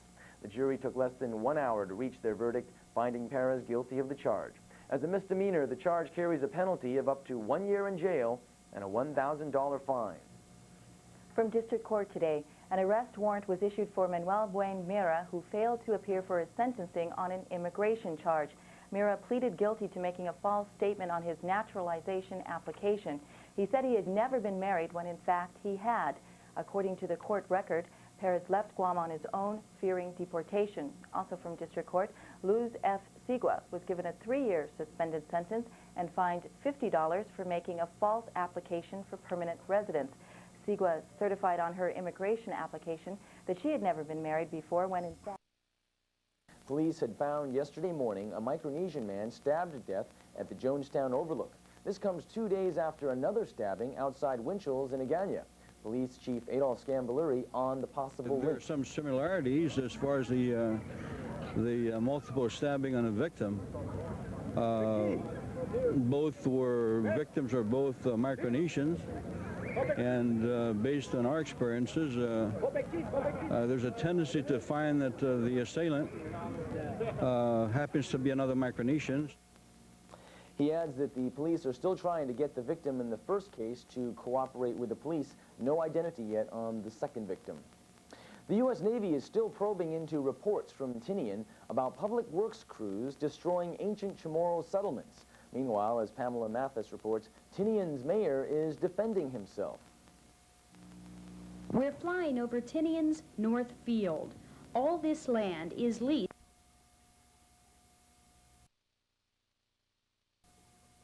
Clear the road.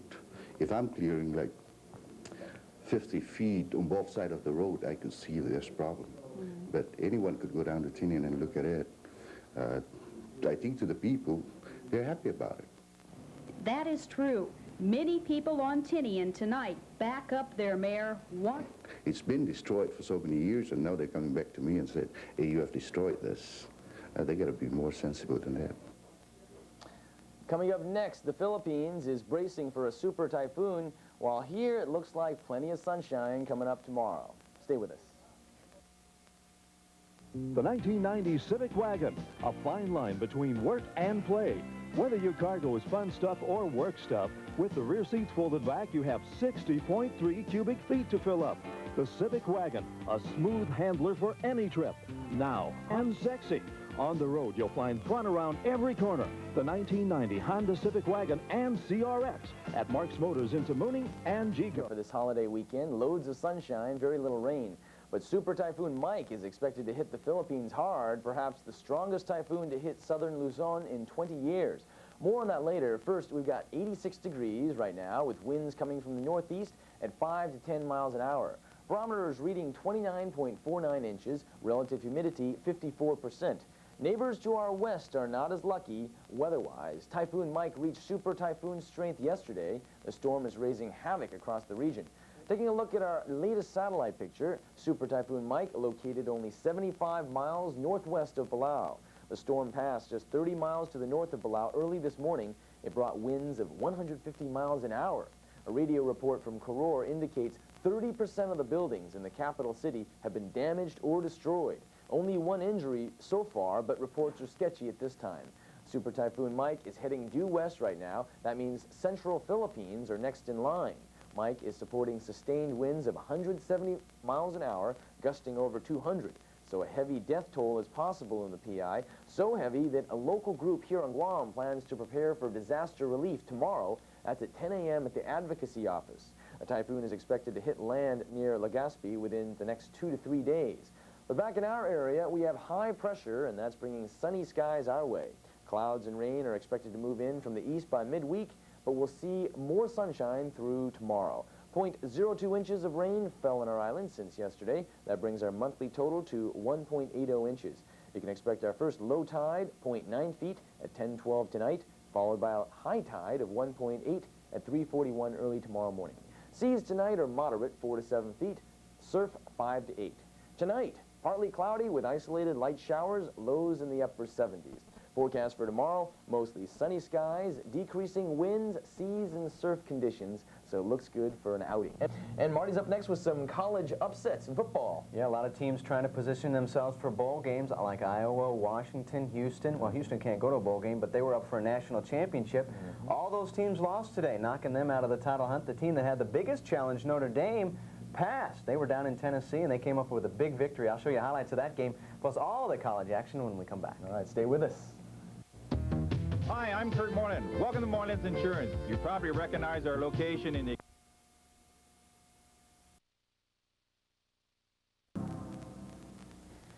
And finally tonight, here's one story from our Saipan Bureau that could fit into the dictionary of the strange and unusual.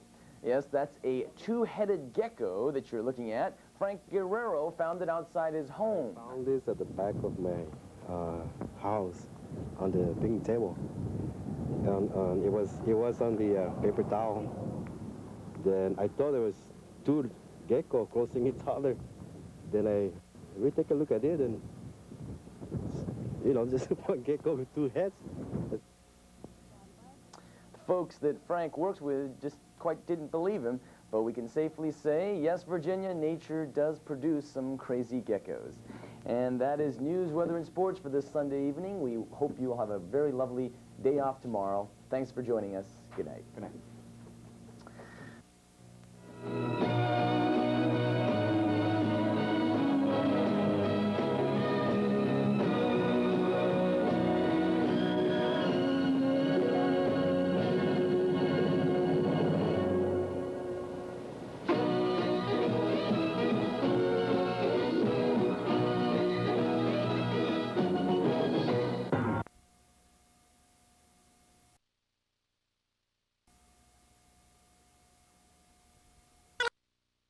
Palau Senator Tommy Remengesau says his delegation opposes what they call another bureaucrat and administrator as someone with too much power.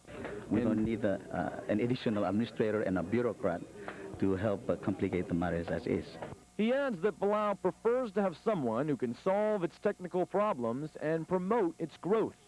It would be very helpful for Palau to have somebody who is a professional economist, somebody who is well knowledgeable with the international securities, the bonding issues, how to get a self-sustaining project in order, utilizing our environment and our natural resources, the tourism industry.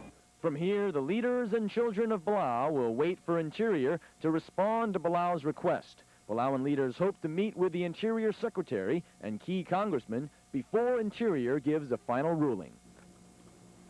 While Assistant Secretary of the Interior Department Guerrero was here, Cable News asked if it was a good idea for Guam's leaders to not just rely upon the passage of the Commonwealth Act for Congress to begin providing Gov Guam with items such as excess federal lands and SSI, or supplemental security income. Some critics of Congressman Ben Blas and other members of the Commission on Self-Determination said that Blas's efforts to seek SSI payments for Guam and other bills could weaken the push for similar provisions in the Guam Commonwealth measure. Guerrero had her own opinion. I personally do not see Congressman Blas's bills that have been introduced weakening the position of the Guam Commonwealth bill. If anything, it might speed it up a little because whichever bill takes effect first, that's when the decision would be made. Okay. So do you see any conflict as far as the dual approach of going for both of these things at the same time? No, I do not. SSI payments are federal benefits for the blind, disabled, and the aged. An unusually specific U.S. warning of possible terrorism tonight. The State Department has issued an alert to potential bombing in the Philippines by an outfit that calls itself the Communist New People's Army.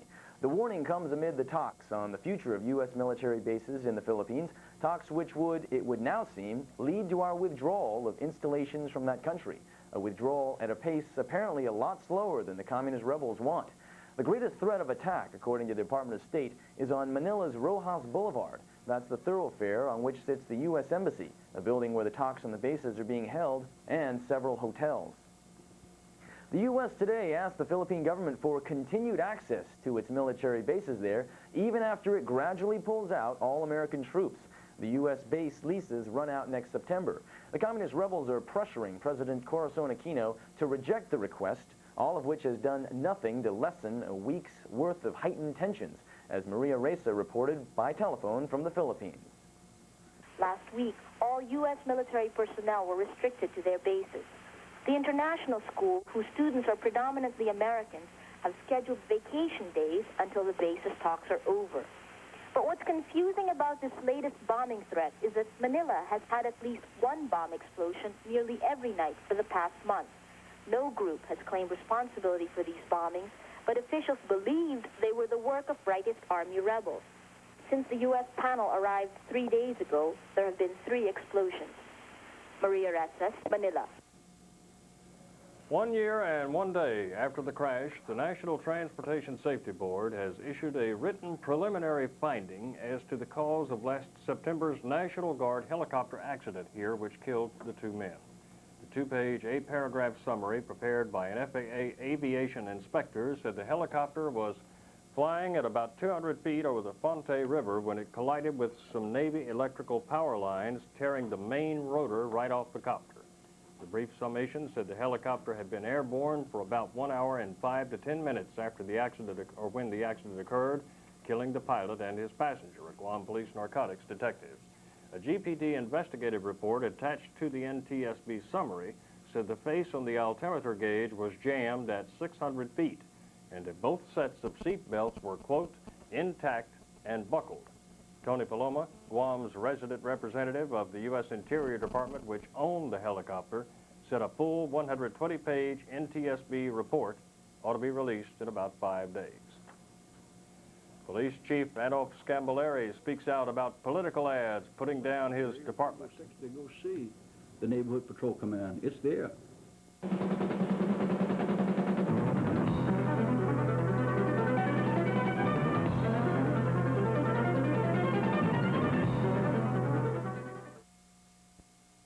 A fire in a concrete home? It actually happened to Louise Camacho. Fire? I didn't expect that. The total damage was estimated by UIU for $27,000. I was given $1,200 cash the same day, within a few hours after the fire, by UIU, and I was really pleased about that. That was for living expense. I think UIU is the quickest to respond. They are like a commercial. At UIU, we never forget we grow larger one customer at a time. 011 Plus. IT&E now has a 1-minute minimum rate for fax messages. And the savings may surprise you. With EconoFax, you'll save up to 53% on short fax messages to the continental U.S. and Hawaii. Register your fax number with IT&E. And don't be surprised when you start saving money. We're the innovators. IT&E. Pizza Hut.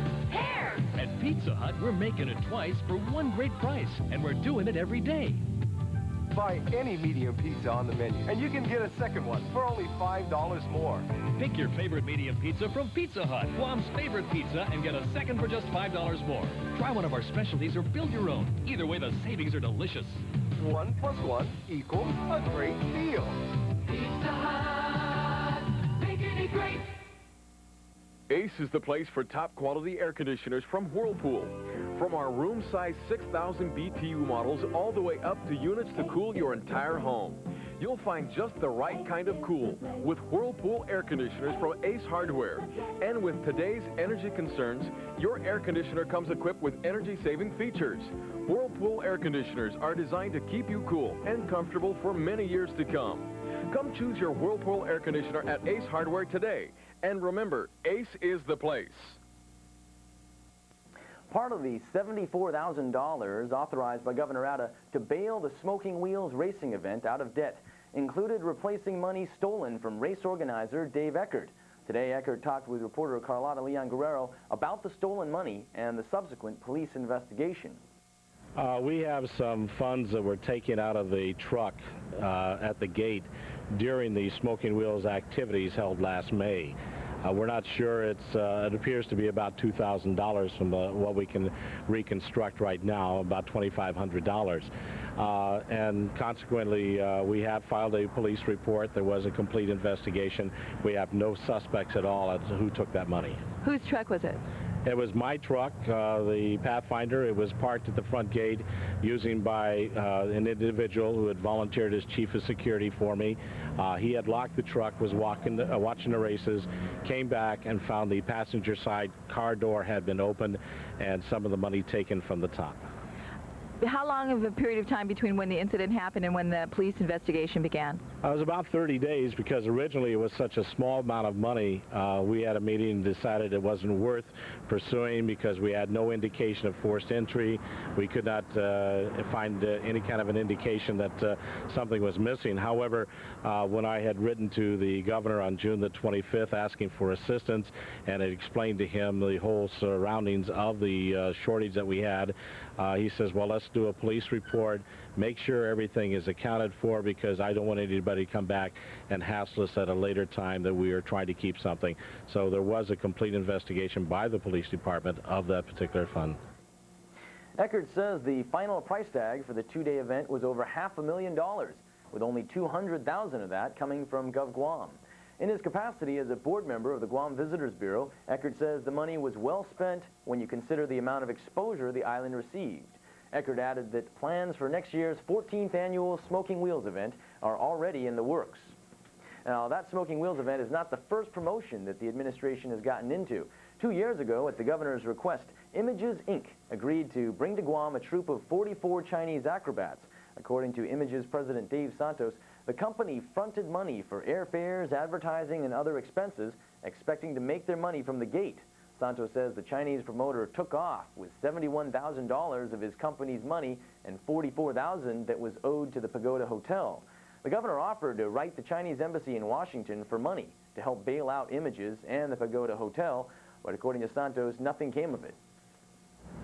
We ended up getting a sizable bank loan, and we are paying that loan off for the next 5 years. How do you feel when you read that Dave Eckert and the Salem Smoking Wheels promotion was bailed out with government dollars? Well, I wish somebody would give us the same relief. $71,000 to pay off over 5 years for nothing, absolutely nothing, at least in the part of Images, you know, is a big burden on the agency. We're a very small company. The acrobats were eventually kicked out of the hotel for non-payment of their bill, according to Santos, and they then spent 2 days scattered in homes and construction barracks all over the island. Finally, the mainland Chinese community of Guam pulled their resources and bought the 44 acrobats the one-way tickets home. Police Chief Adolf Scamilleri said today political ads by the Bordallo Duenas political campaign are scaring people with erroneously high crime statistics. People Campaign spokeswoman Kathy Galt said the stats are not in error, and the police provided the figures to her themselves. The chief says that the true numbers on Guam crime published in the U.S. Justice Department Crime Report book show an overall drop in crime. Spokeswoman Galt says such is not the case. Crime has gone down. On the property crime, the theft has gone up. But again, let's not provide inaccurate statistics to the community and scare the living hell out of them, so that they'll be so scared and go behind pillboxes with guns, and that's terrible. That's irresponsible as far as I'm concerned. And I just ask the politicians, you know, control yourself. Look at the facts and provide accurate statements and accurate statistics for the community. Let's not scare them. What we're using is the gross figure. If you want to look at the gross figure for 1989 of the 12,000 criminal offenses and subtract from that the cleared cases, then you can do that for every year prior, and it will still show an increase over time. Scamilleri also said today that People ads calling for restoring the neighborhood crime patrol are misleading. The program has more funding and more vehicles than ever. Life and well, believe me. If you want to go visit there, just either you give me a call personally, and I'll go with you and I'll show you. And I invite you, Jerry, with Cable 6 to go see the Neighborhood Patrol Command. It's there. And let me tell you, they're busy. Busy. The clearance rate, this means the solvability factor that we have, is around 34%. The original concept of the neighborhood patrol was to put patrolmen in the villages on a regular basis, all the villages, so that that particular neighborhood patrolman knows his village, knows his people, knows the kids in that village, and they know him. That there is a relationship and a trust built between the patrolman representing the Guam Police Department and that particular neighborhood, or village, if you will. That's not happening anymore. Kathy Galt also said today the current program is not the same, stronger one that former Governor Ricardo Bordallo started in his first term and beefed up, she said, in his second term. If you're planning to buy land, one of the questions you should ask the owner is whether the land includes any wetlands. Now, that's the advice from Frank Dayton of the U.S. Army Corps of Engineers. Wetlands, like those in the Agana River behind Townhouse in Agana, require special protection under the law. That's because they contain precious aquatic life. Damaging that life by filling in wetlands is against the law. The Army Corps says the boundaries of these wetlands can change over time from natural or man-made activities. So the Army Corps has established time limits for how long the wetlands shall exist. The Corps has set up time limits to guide developers, GovGuam agencies, and anyone planning to develop land in or near wetlands. After a developer hires a consultant to mark the boundaries for the wetlands, the Army Corps steps in to verify the work. The most severe violation of wetlands came through the Menangan Hills project in Jonia. And in a related item, the acting U.S. Attorney for Guam, Paul Vernier, announced late today that the Sumitomo Construction Company, which works on Menangan Hills, has paid its $1.3 million civil penalty for its unpermitted filling in of wetlands. Now, they were working on that development project at the time. The U.S. Attorney's Office is faxing a copy of the big check to the news media. It's a record settlement in the entire nation in cases regarding violation of the Federal Clean Water Act. As part of its settlement, Sumitomo also restored more than 4 acres of wetlands. It created more wetlands, and they applied for necessary permits under the Clean Water Act. The company also voluntarily contributed $200,000 to 2 wetland funds on Guam. The money will be used to map wetlands and to acquire and conserve such properties. Well, Barbara's back from typhoon chasing. She'll have our local forecast next.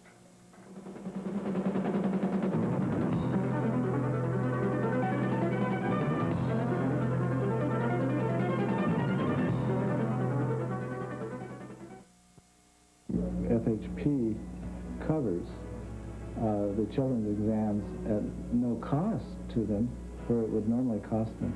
It's important. Good evening and welcome to the Sunday edition of Cable News. I'm Farland Chang. Thanks for joining us tonight.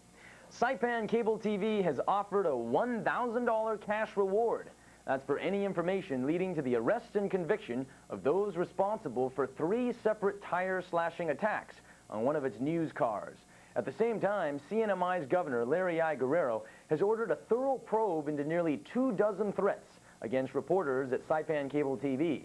Now, this weekend's developments are the latest in what cable newsman Ken Booth reports has been a terroristic campaign, one aimed at throttling Saipan Cable News' sometimes critical coverage of the Saipan police. The Commonwealth of the Northern Marianas is the westernmost frontier of U.S. jurisdiction, Japan's closest Eden, but not a cluster of sleepy tropical islands in the West Pacific these. Alien development, the introduction of casino gambling, and strained relations with Washington over more home rule. The news business here is hot and dicey, until the capital's only television medium turns its cameras on Saipan's government. If someone is doing something wrong, you can bet your bottom dollar we're going to put it on the news. J.T. Thompson is the bureau chief for Saipan Cable News, the apparent target of a well-orchestrated terroristic-style campaign involving property damage, threatened harm to his wife and daughter, and an ominous detachment by local authorities. A lot of things have been done because of culture or tradition, and because of that, they are accepted practices. And for the first time ever in this part of the world, we are taking a look at what is going on behind closed doors, and when we find out that it is against the law, we're reporting it no matter what. A series of hard-hitting stories involving police officers running afoul of the law and fouled-up major drug arrests triggered a warning from a police sergeant to reporter Pamela Mathis. He spoke English, and I heard what he said, and there was a message there. And the message was? The message was it's not a good idea to do any stories on the police department unless they show the police department as being a wonderful department that makes no mistakes. 3 sets of tires have since been slashed on Thompson's cable news vehicle while parked at his Saipan residence. The police say they have no clues, or for that matter, any hunch about the more than 20 calls threatening violence received by Thompson and reporter Mathis. I was informed that there is no such threat to the media. In nearby Guam, Thompson's superiors said Camacho had done little to impress them that any meaningful effort had been initiated to investigate. Camacho retaliated by curtailing public access to the activities of his police force, declaring that uncontrolled contacts with reporters must be minimized to keep inadvertent information from being released. You don't go into a situation and start taking it out on my family. When Thompson's 5-year-old daughter was threatened, CNMI Governor Larry Guerrero ordered police to stake out the Thompson residence and to follow the family members as they drove about the island. That very night, during the police vigil, the tires were slashed on Thompson's car, parked at his front door. A clearly irritated Governor Guerrero says enough is enough. We cannot tolerate this kind of situations or continue to have a threat to any, not necessarily only on the cable TV, but to any members of the media. From the news center in the CNMI, this is Saipan Cable TV is the primary source of news and public information in the Mariana Islands. Company officials have filed official civil rights violation complaints with the regional office of the FBI in Honolulu. Ken Booth, Cable News, San Jose, Saipan. Back here on Guam, one man remains confined after police arrested him for aggravated assault early this morning. Outside the gold market in Maiti, police responded to a disturbance. Spokesman Ray Fernandez says police later arrested 23-year-old Suda Moses from Toto. Aggravated assault occurs when someone uses a weapon or injures someone extensively. Someone convicted for that charge has committed a felony and could serve prison time. Last year, police recorded 142 cases of aggravated assaults, and spokesman Fernandez says the number of assaults this year has risen. He attributes the rise to more people on island and more people reporting crimes. And in a separate case, this one involving simple assault, police arrested a 27-year-old man from Talafofo. The police arrested Raymond Anthony Castro after Robert Perez reported he was assaulted. Castro was booked and released. A simple assault is less severe than aggravated assault, but as a misdemeanor crime, the penalty could be a fine and some jail time. Last year, police recorded more than 1,400 cases of simple assaults. Police add that assaults usually start after someone gets drunk or looks at someone else the wrong way or just says something to tick someone else off. In the Middle East, several plane loads of hostages, mostly women and children, have made it out of Iraq and Baghdad in recent weeks. But what made today's flight different is that it may be the last one out. Today, another 55 Americans made it out in what's described as the last government-chartered freedom flight out of Iraq. A chartered Iraqi plane was recently arriving outside of London. The 55 Americans on board were part of a group of 140 former hostages. The Americans are expected to arrive in Raleigh, North Carolina tomorrow. Now, King Hussein of Jordan is appealing to the United States to pull its troops out of Saudi Arabia or else risk an explosion in the region. The king spoke in a live TV address from Amman. He says the U.S. must pull out in order to avert death, destruction, and misery. The leader said diplomatic efforts to end the Gulf crisis are being hampered by Washington's demand that Iraq leave Kuwait as a precondition for a negotiated settlement. Meanwhile, the king's general support of Iraq has prompted Saudi Arabia to get tough. Diplomatic sources say Saudi Arabia is booting out most envoys from Jordan and Yemen for alleged planning of terrorist acts. But King Hussein says he believes the report to be fabricated. Jordanian officials say the expulsions signal a serious change in the two countries' brotherly relations. In a related item, Saudi Arabia is a major oil supplier to Jordan. It plans to cut off that oil. Saudi officials blame it not on politics, but rather on non-payment. But others say it's punishment. Jordan will likely face higher prices, but Iraq has suggested it may fill up that shortage by providing free oil. No response yet from the White House to King Hussein's message. Aides say President Bush did not even watch the broadcast. But a spokesman says Bush understands the difficult balancing act that King Hussein must take. One key congressman adds that the king's effort must be respected, but the king's message must be questioned because, he says, the king is slanted towards Iraq. Now, King Hussein aimed his speech directly to the American public, hoping that the public would come out in popular support for the pullout. But the folks on Guam to whom we spoke today did not seem persuaded. I think we have to stay there because it's the vital interest of America, the gasoline, you know. And before King Hussein will tell that, he must tell first to Saddam Hussein to get out from Kuwait, because that's the origin of the trouble. Is that they need the United States there to assist all its allies. I know the Marines out there, they're willing to, party all day against them, and I'm all for it. I want to be out there right now, help them out. I think they should stay, although my nephew's there. If we don't do it now, then what's going to happen in the future? All right, and I think we should stick it out and see, by diplomatic means first. U.S. should exercise their power. Yeah, me too. Concern about the oil that indirectly that affect to the older economy of the world. Yes, I think the U.S. is the richest country and they should stay anywhere they want to stay. Well, the U.S. has to keep up this reputation of being this big superhero, you know, so in order to keep that up, I think they should stay, and also for the economic reasons. Now, those folks came out in strong support, most of them, but hundreds of protesters marched in San Francisco and Chicago. Some carried signs reading, "No war for big oil," and "Blood and oil don't mix." But even still, other Middle Eastern countries are showing their slant against Iraq. Egypt sent more soldiers to join in the multinational force. Egypt came down early opposing Iraq's invasion, and President Bush has encouraged Egypt's stance by calling on Congress to forgive more than $6 billion in military payments. And also the leader of another Middle Eastern country, Syria, President Hafez Assad. He flew over to Iran, which has called on helping Iraq with food aid. But Assad, who backed Iran in its 8-year war against Iran, managed to win Iran's promise to obey the UN embargo against Iraq. The U.S. also got some help from Asia. Japan has sent its first men to support the U.S.-led multinational effort. The 17 men serve as an advanced medical team of 100 who will be deployed. They'll go over to several Middle Eastern countries by mid-October. Japan's still debating whether to send a larger peacekeeping force. And in China, Asian countries showed their opposition to games or opposition to Iraq over at the Asian Games, which opened up this week in Beijing.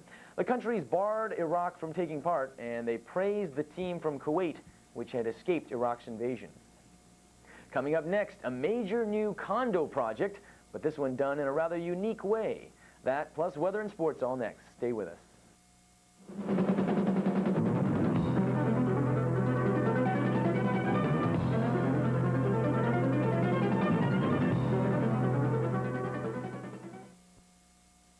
When KMHP first came around, they were the only ones that would take a smaller group to get started with. We've been here since the early 70s, and we couldn't get anybody else to take us on. It would start with about 5 people. So then we've been signed up with them ever since. A couple of years ago, I had back problems, so they sent me off island, took care of everything. I've been happy with them ever since I signed up in 1977. Hi, I'm Liz Duenas, and I'd like to welcome you to the Wine Boutique. At the Wine Boutique, we offer a variety of premium wines, fine champagnes, liqueurs, and spirits. Vintage wines of the world are now available to complete your menu for that special dinner or warm that special romantic moment. Check our bargain barrel for selected sale items. Bring the international flair of the world into your life and call the Wine Boutique. The fate of military bases on Guam still hinges much on what happens in the Philippines. In Manila, negotiators for the U.S. and the Philippines continued to talk over the base agreement, which expires next year. Now, that's the start of a sensitive phase of renegotiating. Some Filipino sentiment called for the end of the bases. Those represent the largest U.S. military presence outside of the U.S. Critics displayed their feelings on the streets, and the negotiators also made sure that the base agreements would continue to talk in a positive way. Also, the U.S. State Department is taking this threat seriously, the threats of some of these critics suggesting that Americans should get out. The State Department has issued a statement to Americans to take special precautions. Over in Japan, one of the most powerful typhoons in Japan's recorded history hit this week. It ended up killing 30. It triggered floods and landslides, and it's also blamed for crippling a whole bunch of homes as well as leaving countless cars on the roadway. And one of the most massive and expensive concrete pouring jobs to be undertaken on Guam happened today. It took over 100 men, 45 cement trucks, and 4 cement pups to fill half of the foundation of the new Alupang Beach condominium project in East Agana. Jacqueline Chandler has details. From a bird's eye view, the site of the new Alupang Beach condominium project looks small. That's to be expected from high above the bay. But on the ground at the site, nothing is small today. Not the number of construction workers. There's about 150 here. They're either pouring or packing cement or driving the cement trucks. And speaking of those loud, monstrous trucks, 45 are rolling today, each expected to make at least 100 trips. Paco Limited Vice President of Operations Brad Neidel says today's 12-hour pouring job costs about $500,000. He says filling the 28 cubic yards of foundation all at once is a new technique for Guam. It's more efficient on a mat slab this size to do it in the biggest pour we can. Also on a Sunday, we can get access to all the trucks. We started at 5:30, so the traffic is lighter. Doing a pour this size is more economical doing it, and it makes a better structural system as well. One of the general partners in the 12-story, 138-room condominium project is Henry Simpson.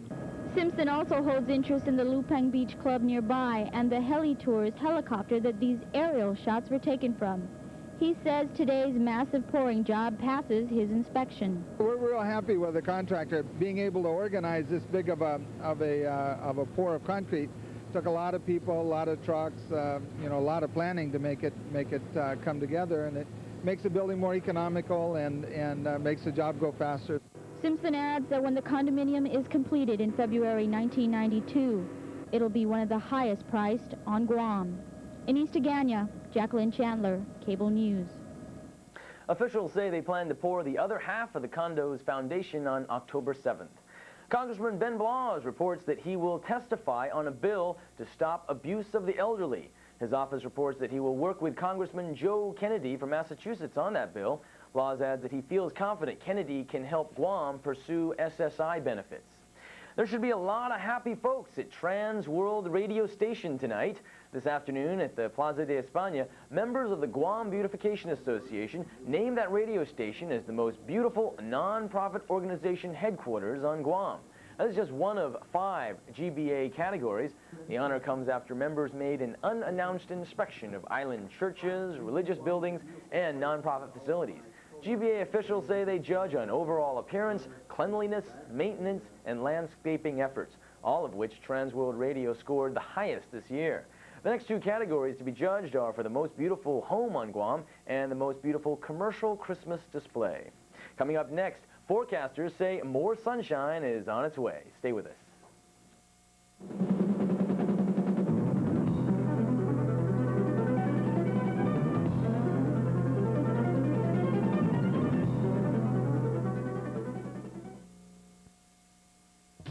At Moynihan, we like to believe, more than any other insurance company, that we're dedicated to good, great insurance service. Come on in. Like our Didido office, 2 years ago, we realized that we had many customers from this area. So we put in this full-service branch office just for their convenience. Moynihan's in Didido is in the Satina Mall and can service all your auto, home, and commercial requirements. Moynihan's Insurance, home of the good guys and gals. We're at home in Didido. When you want a good buy, see the good guy. Thank you. And so, Mayor, these swiftly flowing currents create energy, which in turn creates power, which in turn brings electric light to every house in the valley. That's very impressive, Calvin. Thank you, sir. But the contract calls for bringing Bud Light to the valley. No wonder we're over budget. Bud Light won't fill you up and never lets you down. Which in turn keeps the Bud Light cold. Because everything else is just a light.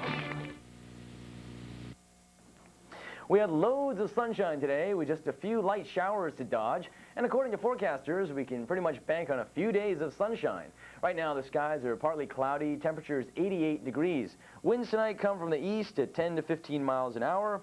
Barometers reading 29.7 inches and relative humidity is 60%.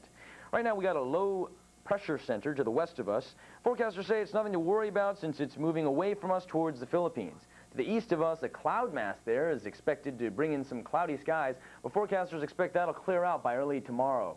All right, now we're going to check up on the rain situation. The Naval Air Station reports that we had 0.22 inches of rain falling since yesterday. Our monthly total is now at 16.52 inches. And as you can see, our satellite maps shows that weak low pressure to the west of us. Now turning over to our high tides, we'll have a high tide of 2.2 feet at 9:30 tonight. That's followed by a low tide of 0.2 of a foot at 4:31 early Sunday morning. Seas tonight are slight to moderate, 2 to 4 feet. Surf is 3 to 5. Tonight, you can expect, here's our forecast, for partly cloudy skies with isolated light to moderate showers. For tomorrow, expect sunny skies. That's a quick look at weather. Marty's up next with some of the football kickoff with these youngsters. Yeah, the GYFL held their major jamboree in anticipation of next week's season, and we'll show you what the kids were doing and talk to some of them about how they feel about this football season kicking off. All right, stay with us.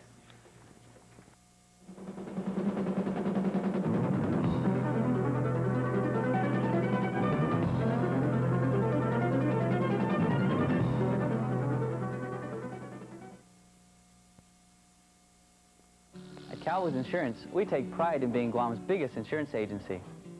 Right, son? Wait, Daddy. Calvo's Insurance offers more kinds of coverage to protect you, more personnel to help you efficiently, more branch offices for your convenience, more financial strength to make reliable payments of your claims. That's why we're big on service at Calvo's Insurance. Right, Dad? Right, son. Bring your family into ours at Calvo's, the most trusted name in insurance. Toshiba brings a wonderful TV technology to our island. The FST picture tube assures you a brighter picture than the conventional TVs. And what's more, you can enjoy it from the comfort of an armchair by convenient full-function remote control. Toshiba CF1910K and CF2034J. Toshiba, it makes your life more exciting. Toshiba, available at Micropack Incorporated. Hello, everyone. Football dominated the sports scene today, not only on the college front, but right here at home. The Guam Youth Football League held its season-opening jamboree up at Wedding Hill Field this morning. Hundreds of little tykes showed up, as well as parents and supporters. Kids were weighed in, and then a mini scrimmage was held. All of the kids agreed it was great to get the uniform on for another upcoming season. Are you excited about this season? Yes. Are you guys going to win? Yes. Are you going to score any touchdowns? Yes. What do you like best about football? You can tackle, and you can run fast, and you can make touchdowns. Why are the Cowboys going to win this year? We got fast people. Why do you like football? Well, because you get to hit, make contact. You get to hit. You like to hit people? Yeah. He likes to hit. Season kicks off next weekend with a full slate of games scheduled for Sunday at Wedding Hill Field. One season already in full swing is the IFL, and last night JFK hosted Father Duenas. The battle was for first place, and what a battle it was. Neither team had many scoring opportunities. In the first quarter, JFK appeared to take the lead when Vince Lazama made the great catch, but one official overruled another and called it incomplete. The game remained scoreless till midway through the fourth when the Friars made the game's big mistake. They turned the ball over following the bad pitch. The Islanders recovered it inside the 5-yard line, and that set up the game's only score. Jerome Faring busted over from a yard out on third down for a 6-0 lead, and that was how it ended, with the Islanders winning the defensive struggle. I didn't know what was going to be called. All I knew is that we had to do it. We had to do it. It was a tight situation, and we need to get things done. Yeah, it wasn't pretty, but the main thing is the W in the win column. You know, it was an equal game tonight. Both teams were equal. Skill level was the same. The big difference is just the break, the fumble. They had their turnover here deep in our end on the punt. They didn't score on their turnover. We scored on ours. That's the whole game. The victory leaves the Islanders undefeated at 3-0, while Father Duenas has now lost 2 in a row and stand at 2-2. Well, many former IFL players gathered this morning at UOG for another Varsity Football League organizational meeting. Players were told where to get equipment and how much it would cost, since each player has to buy his own gear. The UOG Tritons began practice yesterday afternoon. Other teams will begin in October. The season is to get started in November. The saying, the luck of the Irish, was never truer for the Notre Dame Fighting Irish today. Top-ranked Notre Dame pulled out one from the fire in beating number 24 Michigan State in the game's final seconds. Let me show you what happened from the campus of Michigan State. The Spartans were spunky, holding Notre Dame at bay while piling up the points. Michigan State led at 19-13 with under a minute to play. But here's where the luck comes in. The pass from Meyer bounces off the Michigan State defender's chest and bounces right into the hands of Adrian Jarrell at the 1. Moments later, the Irish took it in, winning the contest 20-19 to remain number 1. Now, the number 1 performance of the day was turned in at Illinois. The 15th ranked Illini hosted the Salukis of Southern Illinois, and the Salukis surprised all by taking a 21-7 lead in the first quarter. But that's when Illinois tailback Howard Griffith took over. The senior rushed for 208 yards and an NCAA record 8 touchdowns. Griffith scored twice on runs over 50 yards and added 4 scores in the third quarter. He broke the record of 7 set back in the 50s. His 8th touchdown here came at the end of the third quarter. He didn't even play the final 15 minutes. The final outcome was 56-21 Illinois on the record-setting day. Well, BYU quarterback Ty Detmer continues to set records for the Cougars. He had another huge day, throwing for over 500 yards. It was his 16th straight game, passing for over 300 yards. He hit Andy Boyce for 3 scores as they beat San Diego State 62-34. Also out west, the Washington Huskies are a growing force. They destroyed number 5 USC. Greg Lewis ran for over 100 yards and scored once, and Washington embarrassed the Trojans 31-0. The Trojans' neighbors, UCLA, didn't fare any better as Michigan gave them a whooping. Sophomore running back John Vaughn rushed for 288 yards and 3 touchdowns as Michigan made up for last week's loss to Notre Dame by beating the Bruins 38-15. Number 20, Colorado bounced back from its loss to Illinois to rally past number 22, Texas. The Buffaloes trailed by 8 in the fourth quarter before Eric Bieniemy went wild, scoring 3 times to lift the Buffs to a 29-22 win. And out west, or east, Virginia continues to be the talk of the coast as they improved to 4-0 by the crushing of Duke 59-0. Sean Moore and Herman Moore hooked up for a pair of TDs and leading the Cavs to victory. Elsewhere now, number 2, Florida State handled Tulane 31-13. Nebraska husked the Gophers of Minnesota 56-0. Oklahoma twisted the Golden Hurricane of Tulsa 52-10. Texas A&M easily over North Texas 40-8. Mississippi upset 13th-ranked Arkansas 21-17. Clemson clawed Appalachian State 48-0. Arizona was a winner over the Ducks of Oregon 22-17. Florida got by Furman 27-3, and Pitt and Syracuse struggled to a 20-20 tie. On the diamonds, the Guam Amateur Baseball Summer League playoffs got started this afternoon. Guam Cable TV opened with Maina in the early game. Maina jumped out to a 2-0 lead, but Cable rallied for 4 in the fourth and eventually took an 8-2 lead into the seventh before Maina rallied for 3, but the rally came up short as Cable won it. Solid defense carried Cable as they worked out of a couple of jams in the game. The playoffs feature a 6-team round-robin format. Going on now, Assen is playing Jonia, and Jonia leads that one 2-1. It's in the third. Tonight, Barragata takes on Talafofo. On to the major league pennant races. Just when the New York Mets look to roll over and die, they get new life, and the Pirates are helping. Trailing the Bucks by 3.5, New York took its act to Chicago, and Darryl Strawberry has been quite an act. He clubbed his 36th homer and leading the Mets to an 11-5 crushing of the Cubs. Meanwhile, in Pittsburgh, the Bucks were blowing a 2-0 lead to the Cardinals. Barry Bonds hit his 4th homer in as many days to give the Pirates a 2-0 cushion.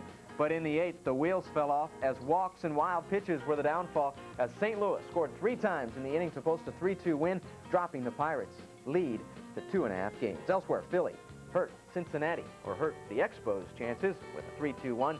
Atlanta down Houston 3-1. Cincinnati helped its cause in the West by sweeping a pair in Los Angeles down San Francisco by the score of 6-3.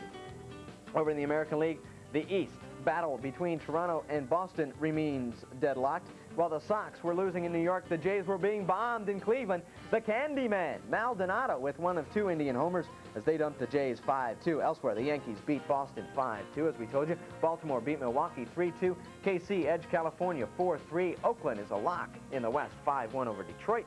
Minnesota shut out Texas 2-0. Chicago got past Seattle in that one. Couple of games to give you from the GBC this afternoon. Barragata beat UMatic 92-81. Jigo knocked off the Dededo Celtics 103-99. Mung leads Manila 105-54, and Moleso beat Agate 90-83. America's Davis Cup action.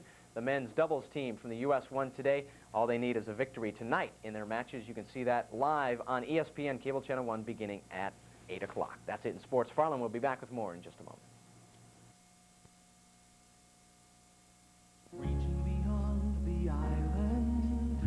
For more excitement on That's Incredible next.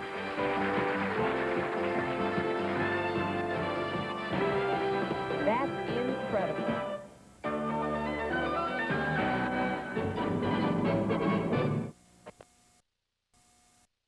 Salaries of Guam employees be raised? Of course, because they work hard and deserve it, and because it should give an impetus to the private sector to raise their employees' wages. In addition to this, I propose the total elimination of all taxes on food and medicine so that every man, woman, and child on Guam can really share in our God-given prosperity. Please vote for me, Nancy Tovis Leon Guerrero, for Senator. Years ago, when our economy was in terrible shape, many of our people, especially our young people, had to leave Guam, leave their families, to find jobs and opportunities in the United States, jobs they couldn't find here. But Governor Atta and Lieutenant Governor Blas have changed all that. They've made Guam's economy stronger than ever before, stronger, in fact, than much of the United States. That means we have more jobs and more opportunities for our people right here at home. Our people don't have to leave anymore. In fact, our people are coming back. Our people are coming home. We want to continue providing opportunities for our young people. But in order for us to do that, we need your help on Election Day.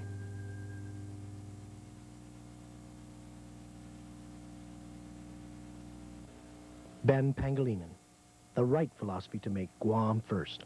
I believe that the Guam delegate's most important job is to promote, protect, and advance the interests of the people of Guam. It is his responsibility to reach out and find out what the priorities are of the people, and it is his duty to make those his priorities in Washington, D.C. He must always remember and never forget that he is elected to represent the views of the people. Colonel Danny Santos, USMC retired treasurer. The people's candidate for governor, Madeline Z. Berdalio. Ladies and gentlemen, I am for development, but it has to be development that is controlled and balanced. Development that advances progress for our entire community. I'm for balanced growth, not rapid, unplanned development and the wholesale giveaway of government lands. We must remember that we do not inherit the land from our ancestors. We borrow it from our children. Before we even consider using public land for private development, we should make it available for our people first. Yes, we need economic development, but not if it means neglecting our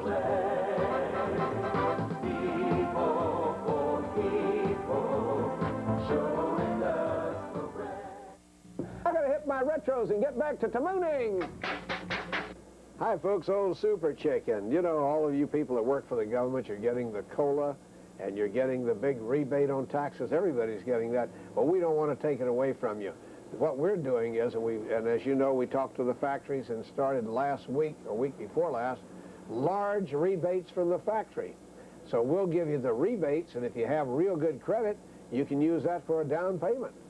And you can save as much as $5,000, up to $5,000 on Monteros, 7-passenger love buses, Mirages, Gallants, you name it.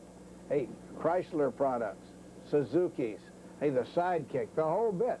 You can save up to $5,000. And we'll still take anything in trade and give you one of these gorgeous watches here. They look like Rolexes, they aren't, but they're 18-karat gold-layered watches and they're guaranteed for a year. We'll take anything in trade and grocers from beautiful Payless. You keep your money. We love you, Guam. Welcome to the award-winning cable news with the latest local, national, and international news, weather, and sports information. Now the most comprehensive news organization on Guam and in the Northern Marianas, the Cable News Team. Good evening. Welcome to Cable News. I'm Kevin Kerrigan. Half a day, I'm Farland Chang. Thanks for joining us this evening. Our top story tonight, 5 inmates escaped from the Department of Corrections this morning. All of them have been convicted of serious crimes, including one who is serving a life term on a murder charge. The escape, according to DOC officials, appears to have been well planned over a period of weeks, and it points to serious deficiencies in security at DOC. The 5 escapees sawed through their cell window, walked around the inside perimeter of the prison, climbed under the interior fence, and went over the top of the exterior one. As DOC officials describe it, it wasn't hard to do. Peter F. DePazna, in on 3 years for burglary. Gregory J. Castro, 5 years for 2 burglaries and an arson charge. Jose David Fejerang, 5 years on 2 burglaries. Rudy Cabrera Sablan, 4 years on aggravated assault. And Jose Cabrera Sablan, serving a life term plus 20 years for murder and attempted murder. All 5 men were housed in F Building, a medium security area. 4 of them bunked in this corner. When guards pulled a bunk bed away from the window and examined that window, they found out what happened. I think they've been planning it for a period of time because indicated by the rust that's on the cuts is more than just a day. It takes more than 1 day to start forming rust on a fresh cut. 3 bars. 3 bars were cut. This is aluminum. This is steel with the aluminum tubing over it. Which just covers the steel. And you can see the steel. This part here is rusted in the cut. It's starting to form rust here, so it's been at least about a week before since it's been cut. Minimum a week, I would say. At least one other inmate inside Building F knew what had happened because the bars had been either taped back up or put back in their place by someone inside after the 5 had left. Louvers on the outside of the window have been gone for some time, according to Strattard, and a standing 3-month request to replace them has not yet been carried out. What do you think they used? Probably a hacksaw blade. How would they have gotten a hacksaw? How would they have gotten it? Probably somebody dropped one outside, pushed it in through the window while I was here working on detail.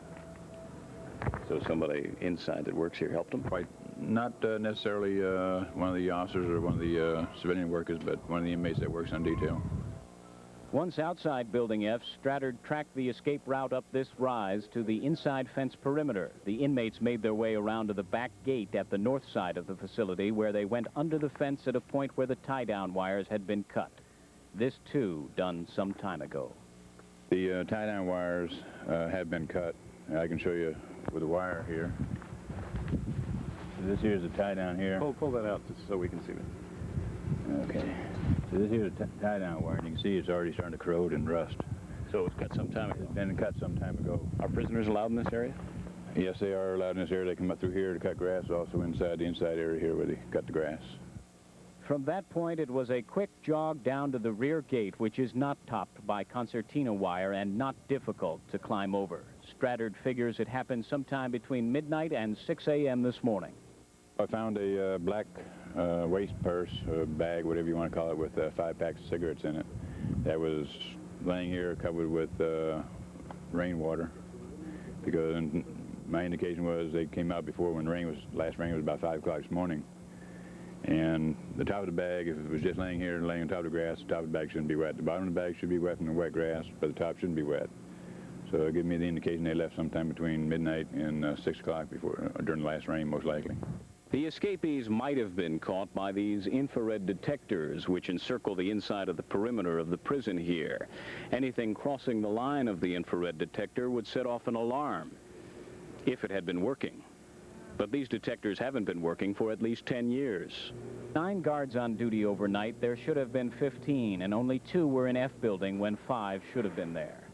The point the men went over the fence is a blind spot, not visible from the main facility. And while a guard is supposed to walk or drive the perimeter every 2 hours, Strattard's not sure if that was done this morning. The escape wasn't discovered until 7:23 a.m. this morning, after breakfast, during the head count, nearly 1.5 hours after the guards had woken up the inmates at 6 a.m. A lockdown was ordered immediately after the discovery of the escapes this morning. The remaining inmates were kept in their cells for most of today. Both DOC guards and Guam police have been searching the island throughout today. That search is continuing at this hour, although none of the inmates have been recaptured yet. Today's escape is the largest ever from DOC. The 5 men who went over the fence this morning bring the total number of escapees from DOC